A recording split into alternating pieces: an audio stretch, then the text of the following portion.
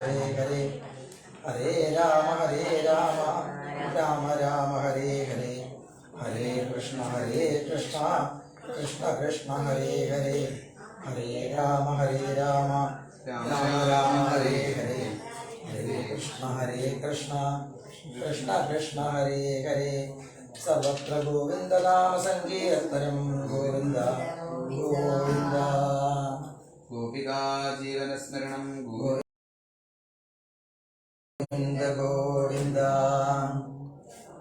हे गोविंद हे आनंद नंद गोपाला हे गोविंद हे आनंद नंद गोपाला हे गोविंद हे आनंद नंद गोपाला हे गोविंद हे आनंद नंद गोपाला मोहन मुरलीधरा वेणुगोपाला मोहन मुरलीधरा वेणुगोपाला मनमोहन मुरलीधरा वेणुगोपाला मनमोहन मुरलीधरा वेणुगोपाला सुंदर गिरिधारी हरे नटवरलाला सुंदर गिरिधारी हरे नटवरलाला अति सुंदर गिरिधारी हरे नटवरलाला सुंदर गिरिधारी हरे नटवरलाला माधवा केशवा मदन गोपाला माधवा केशवा मदन गोपाला केशवा माधवा मदन गोपाला केशवा माधवा मदन गोपाला हे गोविंद हे आनंद नंद गोपाला हे गोविंद हे आनंद नंद गोपाला मोहन मुरलीधरा वेणुगोपाला मोहन मुरलीधरा वेणुगोपाला सुंदर गिरिधारी हरे नटवरलाला सुंदर गिरिधारी हरे नटवरलाला केशवा माधवा मदन गोपाला केशवा माधवा मदन गोपाला हे गोविंद हे आनंद नंद गोपाला हे गोविंद हे आनंद नंद गोपाला हे गोविंद हे आनंद नंद गोपाला हे गोविंद हे आनंद नंद गोपाला गोपिका जीवन स्मरणं गोविंद गोविंद कृष्णाय वासुदेवाय देवकी नंदनाय च नंदगोपकुमाराय गोविंदाय नमो नमः कृष्णाय वासुदेवाय हरये परमात्मने प्रणतक्लेशनाशाय गोविंदाय नमो नमः सर्वत्र गोविंद नाम संकीर्तनं गोविंद गोविंद ശ്രീമദ്ഭാഗവത സപ്താഹത്തിലെ രണ്ടാം ദിവസം നമുക്ക് എങ്ങനെയാണ് ഭഗവാനെ ആരാധിക്കേണ്ടത്, ആശ്രയിക്കേണ്ടത്, അതിനെന്തെല്ലാമാണ് ശ്രദ്ധിക്കേണ്ടത് എന്ന് പറഞ്ഞു തന്നു തുടങ്ങുന്ന ദിവസമാണ്.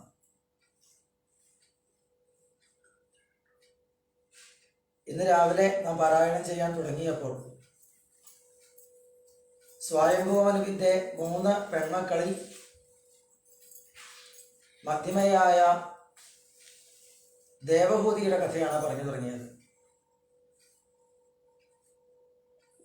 ബ്രഹ്മാവിന്റെ നിഴലിൽ നിന്ന് ഉത്ഭവിച്ച് ഭഗവാനെ ക്രിയായോഗം കൊണ്ട് തപസ് ചെയ്തു പോകുന്ന കർദമൻ എന്ന പ്രജാപതിയുടെ മഹിമകള് ശ്രീനാരദ മഹർഷിയിൽ നിന്ന് കേട്ട് മനുപുത്രിയായ ദേവഹൂതി അദ്ദേഹത്തെ തനിക്ക് ഭർത്താവായി ലഭിച്ചെങ്കിൽ എന്ന് ആഗ്രഹിച്ചു. അത് മനസ്സിലാക്കി മനുവും ശതരൂപയും മകളെയും കൊണ്ട് കർദമന്റെ ആശ്രമത്തിലേക്ക് എത്തി. അതിന് 2 ദിവസം മുൻപേ ഭഗവാൻ കർദമ പ്രജാപതിയുടെ മുമ്പിൽ പ്രത്യക്ഷപ്പെട്ട് അദ്ദേഹത്തിന്റെ സ്തുതിയും നമസ്കാരവും എല്ലാം സ്വീകരിച്ച് മനുപുത്രിയെ വിവാഹം ചെയ്തോളൂ, അവരിൽ 9 പെൺകുട്ടികൾക്ക് ശേഷം ഞാൻ തന്നെ അങ്ങേക്ക് പുത്രനായി വരും എന്നെല്ലാം നിർദ്ദേശിച്ചു കഴിഞ്ഞിരുന്നു. മനു ഏറ്റവും ആദരവോട് കൂടിയിട്ട് കർദമനെ നമസ്കരിച്ച് എൻ്റെ ഈ മകളെ സ്വീകരിക്കണേ എന്ന് പ്രാർത്ഥിച്ചു. കർദമര് പറഞ്ഞു, തീർച്ചയായും ഞാൻ വിവാഹം ചെയ്യാൻ ആഗ്രഹിച്ചിരിക്കുന്നവനാണ്, അങ്ങയുടെ മകളെ പരിശുദ്ധയാണ്, ഞാനിവരെ സ്വീകരിക്കാം. പക്ഷേ വിവാഹം ചെയ്തുള്ള ജീവിതം സന്തതി ഉണ്ടാവാനാണ്. സന്തതി ഉണ്ടായാൽ പിന്നെ ഈശ്വരഭജനം മാത്രമാവും എൻ്റെ ജീവിതത്തിൽ ലക്ഷ്യം. അന്ന് അതിനൊരു തടസ്സമാവരുത് ഈ കുട്ടി എന്നറിയിച്ചുകൊണ്ടാണ് ദേവഹൂതിയുടെ കൈപിടിച്ചത്. കർദമ പ്രജാപതി വിവാഹം കഴിഞ്ഞ ഉടനെ തന്നെ വീണ്ടും ഭഗവത് ധ്യാനത്തിൽ മുഴുകി. ശ്രീപരമേശ്വരനെ ശ്രീപാർവതി എന്ന പോലെ അടുത്ത് നിന്ന് പരിചരിച്ചു ദേവഹൂതിയും. വളരെ കാലം അങ്ങനെ കടന്നുപോയി. ഒരിക്കൽ കർദമര് കണ്ണു തുറന്ന് നോക്കുമ്പോൾ ഭർത്താവിനെ പരിചരിക്കുക എന്ന വ്രതചര്യ കൊണ്ട് ക്ഷീണിച്ച് യൗവനമെല്ലാം നഷ്ടപ്പെട്ട് അങ്ങനെ നിൽക്കുന്ന മഹായോഗിനിയായിട്ടുള്ള ദേവഹൂതിയാണ് കാണുന്നത്. വളരെ സന്തോഷത്തോടെ പറഞ്ഞു, ഞാൻ ഭഗവാനെ സേവിച്ചുകൊണ്ടിരിക്കെ എന്നെ സേവിച്ച നിനക്ക് എനിക്ക് ഇന്ന് എന്തെല്ലാം സിദ്ധികൾ സ്വന്തമാണോ അതെല്ലാം ഇതുകൊണ്ട് തന്നെ കിട്ടിക്കഴിഞ്ഞിട്ടുണ്ട്. ഇതിനു മേലെ എന്താണ് ഞാൻ നിനക്കൊന്ന് തരേണ്ടത്? ദേവഹൂതി, ഏതൊരു സ്ത്രീയുടെയും ജീവിതം അമ്മയാകുമ്പോഴാണല്ലോ പൂർണ്ണമാകുന്നത്. അങ്ങനെ ഒരു ആഗ്രഹമുണ്ട് എന്നറിയിച്ചു. കർദമ പ്രജാപതി തന്റെ യോഗശക്തി കൊണ്ട് കാമകം എന്ന വലിയ കൊട്ടാരം പോലുള്ള ഒരു വിമാനം നിർമ്മിച്ചു. ഭഗവാന്റെ പ്രസാദം അലയടിക്കുന്നതായ ബിന്ദു സരസിൽ കുളിച്ചു വരാൻ പറഞ്ഞു ദേവഹൂതിയോട്. അവര് പഴയതിലധികം സുന്ദരിയായി മാറി. അങ്ങനെ കാമകത്തില് അവരവരുടെ കുടുംബജീവിതം ആരംഭിച്ചു. മനസ്സിന്റെ ആഗ്രഹമനുസരിച്ച് ഏതേത് ദേവലോകങ്ങളിലും സഞ്ചരിച്ചുകൊണ്ട് ദേവഗണങ്ങളെ പോലും അസൂയപ്പെടുത്തുന്ന രീതിയിൽ അത്ഭുതമായ ദാമ്പത്യം. അതിനവസാനം 9 പെൺകുട്ടികളുണ്ടായി. അവർക്ക് കർദമ പ്രജാപതി വീണ്ടും ജട പിരിച്ചിട്ട് മരമുരി കൊടുത്ത് ദണ്ടും കമണ്ഡലവും എടുത്ത് തന്റെ തപസ്സിന് പുറപ്പെടുകയായി. ദേവഹൂതി അദ്ദേഹത്തിന്റെ കാൽക്കൽ വീണിക്കൊണ്ട് പറഞ്ഞു, ഈ ലൗകിക സുഖങ്ങളെല്ലാം നമ്മൾ രണ്ടുപേരും ഒരുമിച്ചാണ് അനുഭവിച്ചത്. പക്ഷെ അങ്ങേക്ക് അവയിൽ ലവലേശം സംഘമുണ്ടായിട്ടില്ല. അതുകൊണ്ടാണ് ഒരു ക്ഷണം കൊണ്ട് എല്ലാം വിട്ടു പോകാൻ സാധിക്കുന്നത്. എന്നാൽ എൻ്റെ കാര്യം അങ്ങനെയല്ല. എനിക്ക് ഇനി ഇപ്പോൾ ഉണ്ടായിട്ടുള്ള ഈ ബന്ധനത്തിൽ നിന്ന് മോചനത്തിന് ഒരു സദ്ഗുരുനാഥന്റെ അനുഗ്രഹം കൊണ്ടേ സാധിക്കുള്ളൂ. നമ്മുടെ ഈ പെൺമക്കളെ വിവാഹം ചെയ്യുന്നവരിൽ ആരെങ്കിലും ഒരാൾ എനിക്ക് വേണ്ടുന്ന ജ്ഞാനം പ്രദാനം ചെയ്യുന്ന ഗുരുവായി തീരാനൊന്ന് അനുഗ്രഹിക്കണേ. ആധ്യാത്മികമായി താൻ ഒന്നും ചെയ്തില്ലല്ലോ, ലൗകിക ചിന്തകളെ കൊണ്ട് എന്തെങ്കിലും ആധ്യാത്മികമായ അറിവുണ്ടായിരുന്നെങ്കിൽ അതുകൂടി നഷ്ടപ്പെടുത്തിയല്ലോ എന്ന കുറ്റബോധം ദേവഹൂതിയില് തെളിഞ്ഞു വന്നു. കർദമര് പുഞ്ചിരിച്ചുകൊണ്ട് ഭഗവാൻ വരും, മകനായിട്ട് ദേവിക്ക് വേണ്ടത് പറഞ്ഞു തരാം എന്ന് ഉറപ്പ് കൊടുത്തു. അതിന് പാകത്തിനുള്ള വ്രതങ്ങളെ ചെയ്യിച്ചു. ഭഗവാൻ കപിലവാസുദേവനായിട്ട് അവർക്ക് മകനായിട്ട് അവതരിച്ചു. ബ്രഹ്മാവും സർഗാദികളും ശ്രീനാരദ മഹർഷിയെല്ലാം വന്ന് കപിലവാസുദേവനെ പ്രദക്ഷിണം വെച്ച് നമസ്കരിച്ച് സ്തുതിച്ച് ഈ 9 കർദമപുത്രിമാരെയും 9 പ്രജാപതിമാർക്ക് വിവാഹം ചെയ്തു കൊടുത്തുകൊള്ളൂ എന്നും നിർദ്ദേശിച്ചിട്ട് അവിടെ നിന്ന് തിരിച്ചുപോയി. പ്രജാപതിമാര് താന്താങ്ങൾക്ക് ഏറ്റവും അനുയോജ്യരായിട്ടുള്ള വധുക്കളെയും കൊണ്ട് അവരുടെ ആശ്രമങ്ങളിലേക്ക് പോയി. കർദമ പ്രജാപതി മകനായി വന്ന ഭഗവാനെ നമസ്കരിച്ച് അനുജ്ഞ വാങ്ങി തപസ്സിന് പോയി. പിന്നെ ആ വലിയ കൊട്ടാരത്തില് ദേവഹൂതിയും കപിലവാസുദേവനും അമ്മയും മകനും മാത്രമേ ഉള്ളൂ. ഇതെന്റെ മകനാണ്, ഞാനിവന്റെ അമ്മയാണ് എന്ന ഭാവത്തിൽ സ്നേഹിക്കുന്നുണ്ട്, പരിചരിക്കുന്നുണ്ട്, ലാളിക്കുന്നുണ്ടെങ്കിലും ഇങ്ങനെയല്ല വേണ്ടത് എന്ന് ദേവഹൂതിയുടെ ഉള്ളം പറയുന്നുണ്ട്. ഭഗവാനല്ലേ, വേണ്ടത് പറഞ്ഞു തരാൻ വന്ന ഗുരുനാഥനല്ലേ. ഇനി ഒട്ടും സമയം കളയാനില്ല എന്നൊരു ദിവസം തോന്നി. നാളെ ആവാം എന്ന് കരുതിയാൽ ഒരു പക്ഷേ ആയുസ് അത്ര ഉണ്ടോന്ന് അറിയില്ലല്ലോ. ഇനി സമയം കളയാനില്ല. ഭഗവാന്റെ കാൽക്കൽ വീണുകൊണ്ട് തൻ്റെ ആധ്യാത്മികമായിട്ടുള്ള ഉന്നമനത്തിന് വേണ്ടുന്ന മാർഗം ഉപദേശിക്കണേ എന്ന് പ്രാർത്ഥിക്കാം. ദേവഹൂതി അത് പറഞ്ഞത് തൻ്റെ ഇപ്പോഴത്തെ അവസ്ഥ വ്യക്തമാക്കിക്കൊണ്ടാണ്. നിർവിണ്ണാനിതരാം ഭൂമൻ അസനിന്ദ്രിയതവിഷണാത് യേന സംഭാവ്യമാനേന പ്രപന്നാന്ധം തമഃ പ്രഭോ തസ്യ ത്വം തമസോന്ധസ്യ ദുഷ്പാരസ്യാദ്യപാരകം സച്ചക്ഷുർജന്മനാമന്ദേ ലബ്ധം മേ ത്വദനുഗ്രഹാത്. നിർവിണ്ണാനിതരാം, എനിക്ക് മടുപ്പ് വന്നു കഴിഞ്ഞു എന്ന് പറയുന്നു. എല്ലാം മടുത്തു കഴിഞ്ഞു. ഇങ്ങനെ ജീവിച്ചിട്ട് സത്യം കാണിച്ചു തരാത്തതായിട്ടുള്ള ഇന്ദ്രിയങ്ങളുടെ സുഖത്തിന് വേണ്ടിയിട്ട്, തൃപ്തിക്ക് വേണ്ടിയിട്ട് വെറുതെ ആയുസ് കളഞ്ഞിട്ട് ഒരു പ്രയോജനവുമില്ലെന്ന് തീരുമാനമായി. കണ്ണിന് പലതും കാണണമെന്നുണ്ട്, കാതിന് പലതും കേൾക്കണമെന്നുണ്ട്, നാവിന് പലതും രുചിക്കണമെന്നുണ്ട്. അതൊക്കെ ഇങ്ങനെ കൊടുക്കുക, ആയുസ് ഇങ്ങനെ പോവുക. എത്ര കണ്ടിട്ടും ഈ കണ്ണ് അപ്പോഴത്തെ ഒരു രസമല്ലാതെ അതിനപ്പുറത്തേക്ക് ഒരു സത്യവും കാണിച്ചു തന്നിട്ടില്ല. ഈ കാത് ഒരു സത്യത്തെയും ബോധിപ്പിച്ചിട്ടില്ല.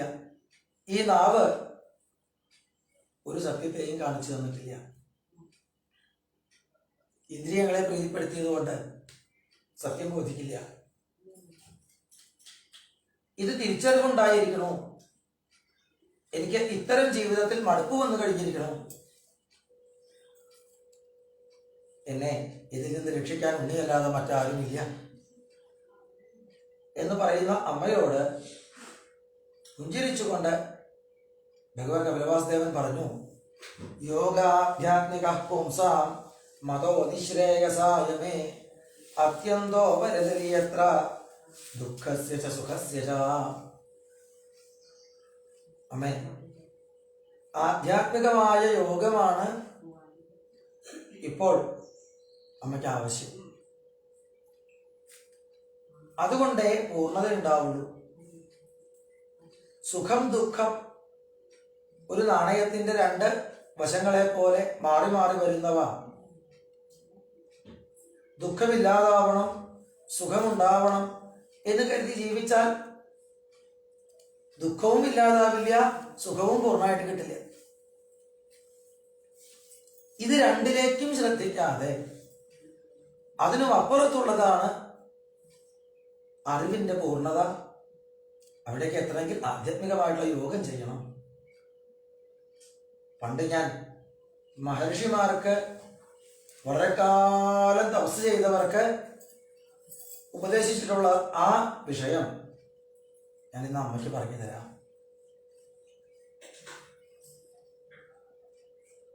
ആയിരക്കണക്കിന് കൊല്ലം തപസ് ചെയ്തവർക്ക് കിട്ടിയിട്ടുള്ള അറിവ് ഇന്ന് അമ്മയ്ക്ക് പറഞ്ഞു തരാം എന്ന് പറയുമ്പോ ദേവഹൂതി തപസ് ചെയ്തിട്ടല്ല. ദേവഹൂതിക്ക് അതിന് യോഗ്യതയുണ്ടോ ഇല്ലയോ ഭഗവാനാണ് നിശ്ചയിക്കുന്നത്. തൻ്റെ കാരുണ്യം കൊണ്ട് ദേവഹൂതിക്ക് പറഞ്ഞു തരാം എന്ന് പറയുകയാണ് ഭഗവാൻ. ദേവഹൂതിയോട് മാത്രമല്ല, നമ്മളോട് ഓരോരുത്തരോടുമാണ്. ഭാഗവതം പ്രദാനം ചെയ്യുന്നതായിട്ടുള്ള പരിപൂർണമായിട്ടുള്ള ആനന്ദം അനുഭവം പണ്ട് എത്ര മഹർഷിമാര് എത്ര എത്ര എത്ര കാലം തപസ് ചെയ്തിട്ട് ചിലർക്ക് കിട്ടി, പലർക്കും കിട്ടാതെ പോയി. അതൊന്നും യാതൊരു തപസ്സും ചെയ്യാത്ത നമ്മൾക്ക് തരുന്നു എന്ന് പറയുന്നത്, ഇതെല്ലാം പറഞ്ഞു തരുന്നു ഭാഗവതം എന്നുള്ളത് നമ്മളോടുള്ള കാരുണ്യം ഒന്ന് മാത്രമാണ്. നമ്മൾക്ക് അത്രയും യോഗ്യത ഉണ്ടോയെന്ന് അറിയില്ല. എന്നാലും ഇത്ര അമൂല്യമായ ജ്ഞാനത്തെ ഭഗവാൻ പ്രദാനം ചെയ്യുമ്പോൾ നമ്മൾ അതിൻ്റെ ഗൗരവം കാണണം, അതിനതിൻ്റെ വില കൊടുക്കണം. കുട്ടിക്കളിയായിട്ട് വിടരുത്. നമ്മുടെ പ്രയത്നം കൊണ്ട് കിട്ടണതല്ല, ഭഗവത് കാരുണ്യം കൊണ്ട് കിട്ടണതാണ്. അത് ആദ്യമേ കാണിച്ചു. ആദ്യം ഉണ്ടാവേണ്ട അറിവ് ചേതഖൽവസ്യ ബന്ധായ മുക്തയേ ചാത്മനോമതം. നമുക്ക് ഇവിടെ ബന്ധനത്തിനും മുക്തിക്കും കാരണമായിട്ടുള്ളത് മനസ്സാണ് എന്നറിയുക. മറ്റൊന്നുമല്ല, മനസ്സാണ്. ആ മനസ്സിനെ നേരെയാക്കിയാൽ ആർക്കും എവിടെ ഇരുന്നു കൊണ്ടും മുക്തിപഥത്തിൽ എത്താവുന്നതേ ഉള്ളൂ. എന്താണ് ഈ മനസ്സിനെ നേരെയാക്കുക എന്ന് പറഞ്ഞാൽ? ഗുണേഷു സക്തം ബന്ധായ രഥം വാ പുംസി മുക്തയേ. ഈ പ്രകൃതി, നമ്മുടെ ചുറ്റിലും കാണുന്ന വസ്തു, ത്രിഗുണാത്മകയായിട്ടുള്ള മൂലപ്രകൃതി അഥവാ മായ, അതിനെ ചൈതന്യവത്താക്കുന്ന ഈശ്വരൻ, ഇത് രണ്ടും ചേർന്നതാണ്. ഈ ത്രിഗുണങ്ങളിലേക്ക് രമിച്ചുകൊണ്ടിരിക്കുകയാണ് മനസ്സെങ്കിൽ അത് ബന്ധനമാണ്. അതിനെ പ്രകാശിപ്പിക്കുന്നതായ ആ ചൈതന്യത്തിലേക്കാണ് മനസ്സ് രമിക്കുന്നതെങ്കിൽ അത് മുക്തിക്കും കാരണമാണ്. മനസ്സ് എവിടെ ഇരിക്കുന്നു? ഈ കാണുന്ന വിഷയങ്ങളിലാണോ അതിനെ കാണിച്ചു തരുന്നവനിലാണോ? അത്രയേ ഉള്ളൂ വ്യത്യാസം.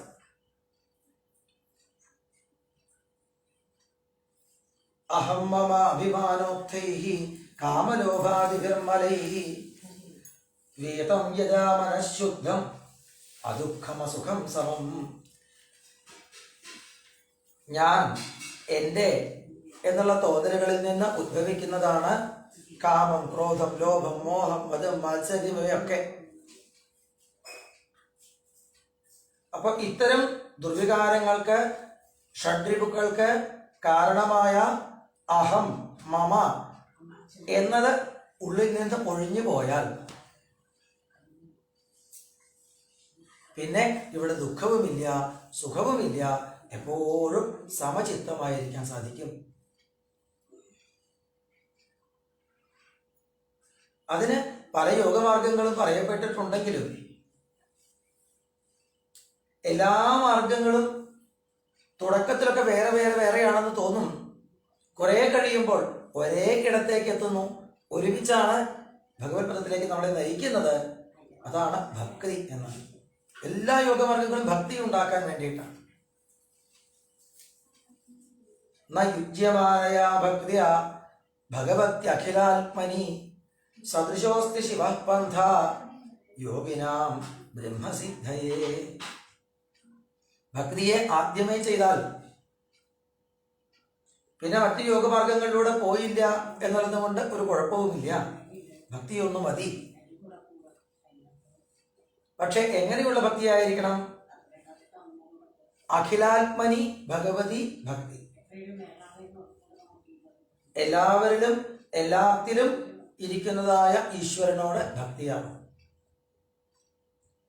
നമ്മളൊരു വിഗ്രഹത്തിനോട്, ഒരു ക്ഷേത്രത്തിനോട് എത്രത്തോളം ബഹുമാനം, ആദരവ് ചെയ്യുന്നുണ്ട്, അത് അതേ ഈശ്വരനാണ് സകല ചരാചരങ്ങളിലും ഇരിക്കുന്നത് അറിഞ്ഞുകൊണ്ട് എല്ലാവരോടുമാണ്. എൻ്റെ ജീവിതം ഗുരുവായൂരപ്പന്റെ സന്തോഷത്തിന് വേണ്ടിയിട്ടാണ് എന്ന് കൽപ്പിക്കുമ്പോൾ ആ ഗുരുവായൂരപ്പൻ ഗുരുവായൂരമ്പലത്തിലെ ശ്രീകോവിലിന് മാത്രമല്ല, ആ ഗുരുവായൂരപ്പനാണ് എല്ലാത്തിനും ഉള്ളിലെടുത്ത് പ്രകാശിക്കുന്നത് എന്നറിഞ്ഞിട്ട് എല്ലാവരോടുമുള്ള ഭക്തിയായി മാറണം, ആദരവായി മാറണം. ഭക്തി എന്ന് പറയുമ്പോൾ തന്നെ നമ്മുടെ വാക്കും പ്രവൃത്തിയും ചിന്തയും ആയുസ്സും എല്ലാം ഭഗവാന്റെ സന്തോഷത്തിന് വേണ്ടി എന്ന് സമർപ്പിക്കലാണ്. സാധാരണ ഒരാൾ ഈ ലോകത്ത് ജീവിക്കുമ്പോൾ ചുറ്റിലും കാണുന്ന എല്ലാ വസ്തുക്കളും ഈശ്വരനും എൻ്റെ സുഖത്തിന് വേണ്ടി എന്നാണ് കരുതുക. എന്നെ രക്ഷിക്കണേ, ഇങ്ങനെയല്ലേ ഭഗവാനോട് പ്രാർത്ഥിക്കുക. എന്നെ രക്ഷിക്കണേ, എനിക്ക് രോഗം വരുത്തരുതേ, എനിക്ക് പണം ഉണ്ടാക്കി തരണേ, എനിക്ക് പേരുണ്ടാക്കി തരണേ, എനിക്ക് സുഖം ഉണ്ടാക്കി തരണേ. ഭഗവാൻ നമുക്ക് വേണ്ടത് തരാനാണ്. അങ്ങനെയാണ് സാധാരണ ഒരാൾ കരുതുന്നത്. അത് ഭക്തിയല്ല. ഭക്തി എന്ന് പറയുമ്പോൾ ഈ നമ്മുടെ വാക്കും പ്രവൃത്തിയും ചിന്തയും എല്ലാം ഭഗവാന്റെ സന്തോഷത്തിന്, നമ്മുടെ ചുറ്റിലുമുള്ള ഓരോന്നിലും ഇരിക്കുന്ന ഭഗവാന്റെ സന്തോഷത്തിന് അവനവനെ അങ്ങോട്ട് അർപ്പിക്കലാണ് ഭക്തി. മറ്റുള്ളവരെ ഇങ്ങോട്ട് തന്റെ സുഖത്തിന് ഉപയോഗിക്കലല്ല. അങ്ങനെ അർപ്പിതമായ ഒരു ജീവിതം, അതാണ് മുക്തിക്ക് കാരണമായിട്ടുള്ളത്. അങ്ങനെ ഒരു ഭക്തി ഉണ്ടാകണമെങ്കിൽ അത്തരം ഭക്തി ചെയ്യുന്ന സജ്ജനങ്ങളുമായിട്ട് പരിചയമുണ്ടാവണം, അടുപ്പമുണ്ടാവണം, അവരെ അനുവർത്തിക്കണം. എന്നാലേ സാധിക്കുള്ളൂ. സത്സംഗം കൊണ്ടേ സാധിക്കുള്ളൂ. സത്സംഗം എന്ന് പറയുമ്പോൾ വെറുതെ ഭാഗവതോ രാമായണോ ഗീതയോ ഉപനിഷത്തോ ഒരാൾ പ്രഭാഷണം ചെയ്യുന്നത് കേട്ടത് കൊണ്ട് മാത്രമായില്ല. സത്സംഗം എന്ന് പറഞ്ഞാൽ സജ്ജനങ്ങളോടൊപ്പം സഞ്ചരിക്കലാണ്. ശരീരം കൊണ്ട് അവരുടെ അടുത്ത് തന്നെ എപ്പോഴും നിൽക്കാൻ സാധിച്ചില്ലെങ്കിലും മനസ്സുകൊണ്ട് സജ്ജനങ്ങളെ സ്മരിക്കുക, അവരുടെ വാക്കുകളെ സ്മരിക്കുക, അവരോടൊപ്പം സഞ്ചരിക്കാൻ സാധിക്കുക മനസ്സുകൊണ്ട്. ശരീരം കൊണ്ട് അടുത്ത് നിൽക്കുമ്പോഴും മനസ്സ് മറ്റു പലയിടത്തുമാണെങ്കിൽ പ്രയോജനമില്ല. ശരീരം അകന്നിരുന്നാലും മനസ്സ് സജ്ജനങ്ങളോടൊപ്പം അവരുടെ വാക്കുകളോടൊപ്പം ആണെങ്കിൽ അത് നിത്യമായ സത്സംഗം തന്നെയാണ്. എങ്ങനെയാണ് സത്സംഗം കൊണ്ട് ഒരുവന് മുക്തി ഉണ്ടാകുന്നത് എന്നതും പറയുന്നു. സദാം പ്രസംഗാൽ മമ വീര്യ സംവിദോ ഭവന്തി കർണരസായന കഥാഹ. സജ്ജനങ്ങളുമായിട്ട് സംഘമുണ്ടായാൽ ഭഗവാന്റെ മഹിമ നമുക്ക് തിരിച്ചറിയാൻ പാകത്തിനുള്ള സൽക്കഥകളാണ് സജ്ജനങ്ങളിൽ നിന്നുണ്ടാവുക. അവരൊരിക്കലും അവരുടെ കേമത്വം പറയാറില്ല. സജ്ജനങ്ങള് ഭഗവാന്റെ കേമത്താണ് പറയുക, ഭഗവാന്റെ കാരുണ്യത്തെ കുറിച്ചാണ് പറയുക. ഇവർ സജ്ജനങ്ങളുടെ വാക്കുകൾ കേൾക്കും തോറും നമുക്ക് ഭഗവാന്റെ മഹിമ കൂടുതൽ കൂടുതൽ കൂടുതൽ അത്ഭുതപ്പെടുത്തിക്കൊണ്ട് വെളിവായി തുടങ്ങും. തജ്ജോഷണാദാശ്വപവർഗവർത്മനി ശ്രദ്ധാരതിർഭക്തിരനുക്രമിഷ്യതി. അങ്ങനെ ഭഗവത് കഥകളെ കേട്ട് കേട്ട് മോക്ഷമാർഗത്തിന് നമ്മൾക്കും വഴി തുറന്നു കിട്ടും. അവർ പറയുന്ന മാർഗത്തിലേക്ക് പ്രവേശിക്കാൻ എന്താ വേണ്ടത്? അതിലേക്ക് ശ്രദ്ധയുണ്ടാകും, അത് ചെയ്യാൻ തുടങ്ങും, അതിൻ്റെ സുഖമനുഭവിക്കും. ക്രമേണ ഭക്തിയും നമ്മൾക്കുണ്ടായിക്കോളും. ഈ ഭക്തി ഉണ്ടായി തുടങ്ങിയാൽ അതിന്റെ ലക്ഷണം എന്താണ്? ഭക്തിയാ പുമാൻ ജാതവിരാഗ ഐന്ദ്രിയാത്.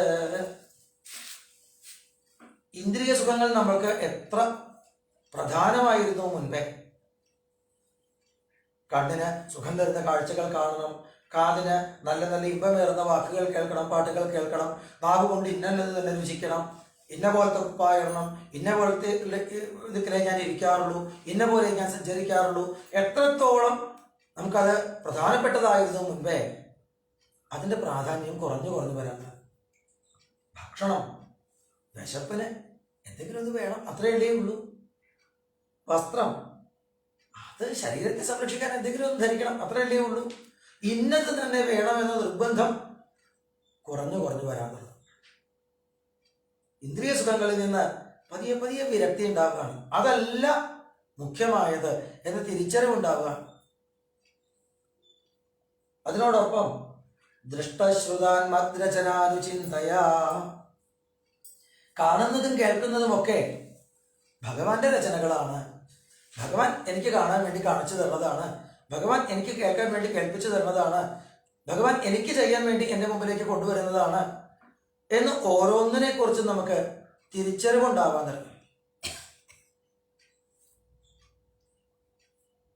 അങ്ങനെയായാൽ ചിത്തസ്യ യത്തോ ഗ്രഹണേ യോഗയുക്തോ യദിഷ്യതേ ഋജുഭിർയോഗമാർഗീ,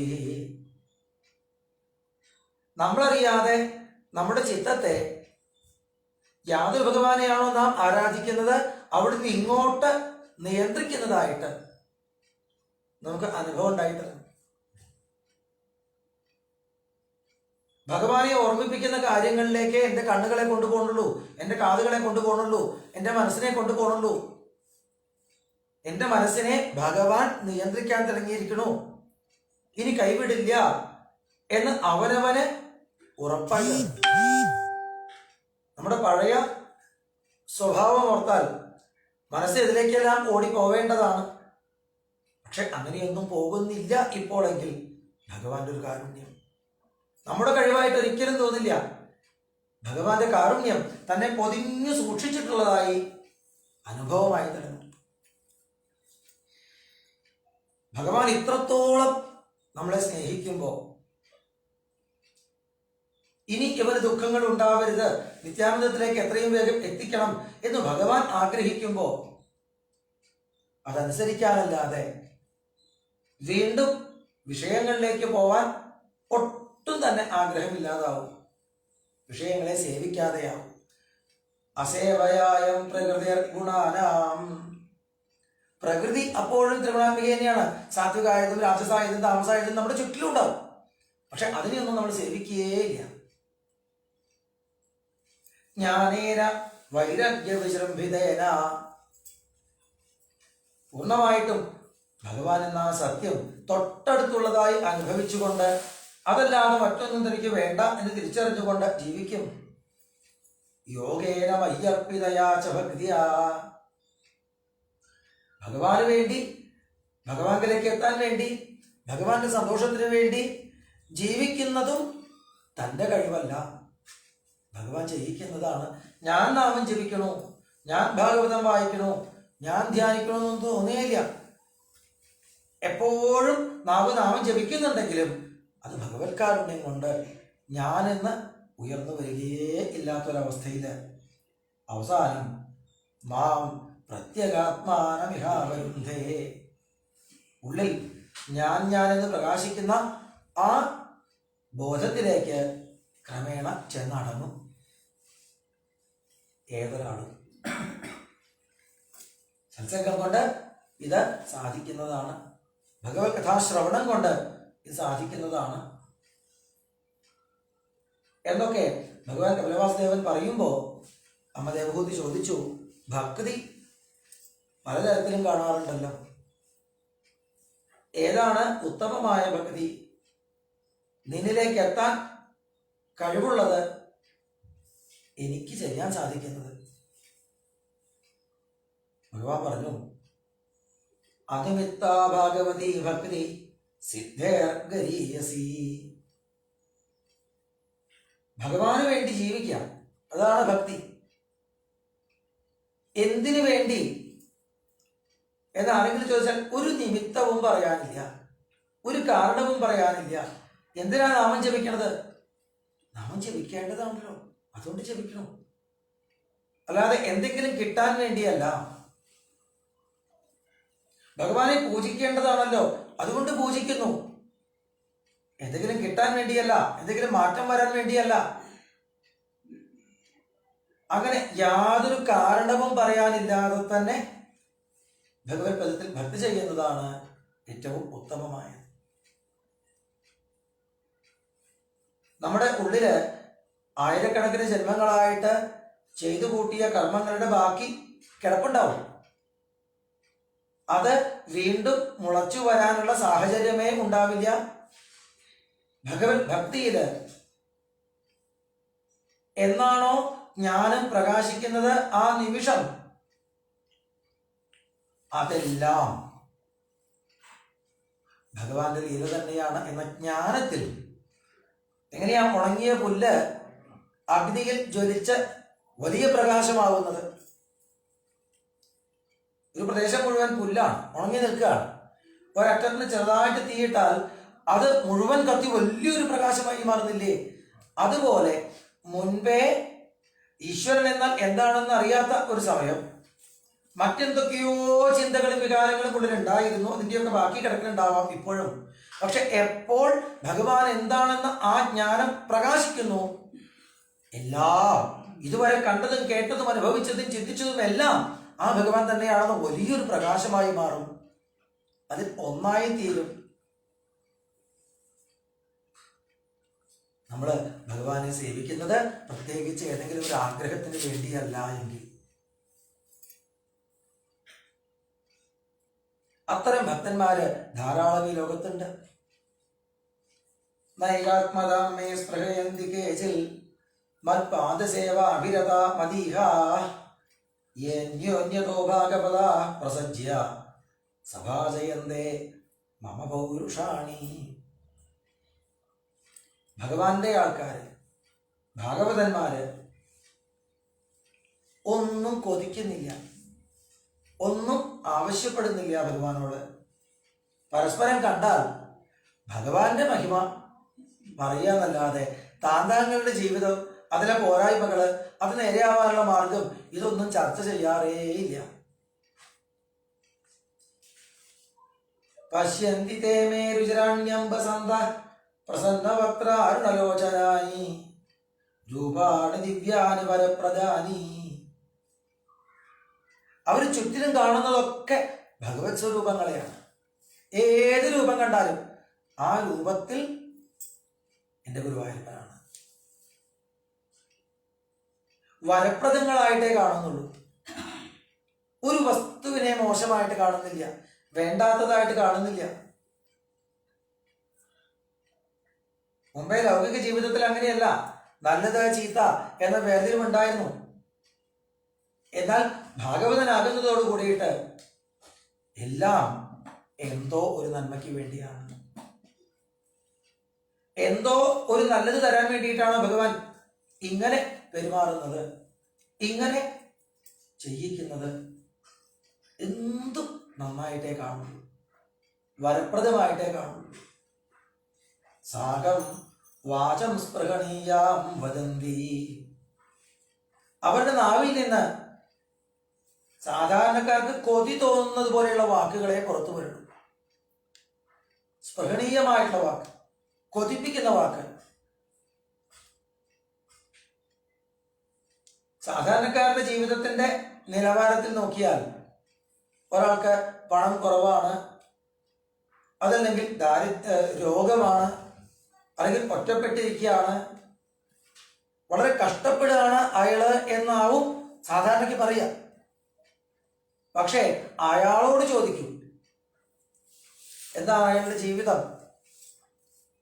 അപ്പോഴാണ് എത്ര പണമുള്ളവനും എത്ര വലിയ ആർഭാടത്തിൽ കഴിയുന്നവനും കൊതി തോന്നുന്ന വാക്കാണ് ഇയാൾ പറയാൻ.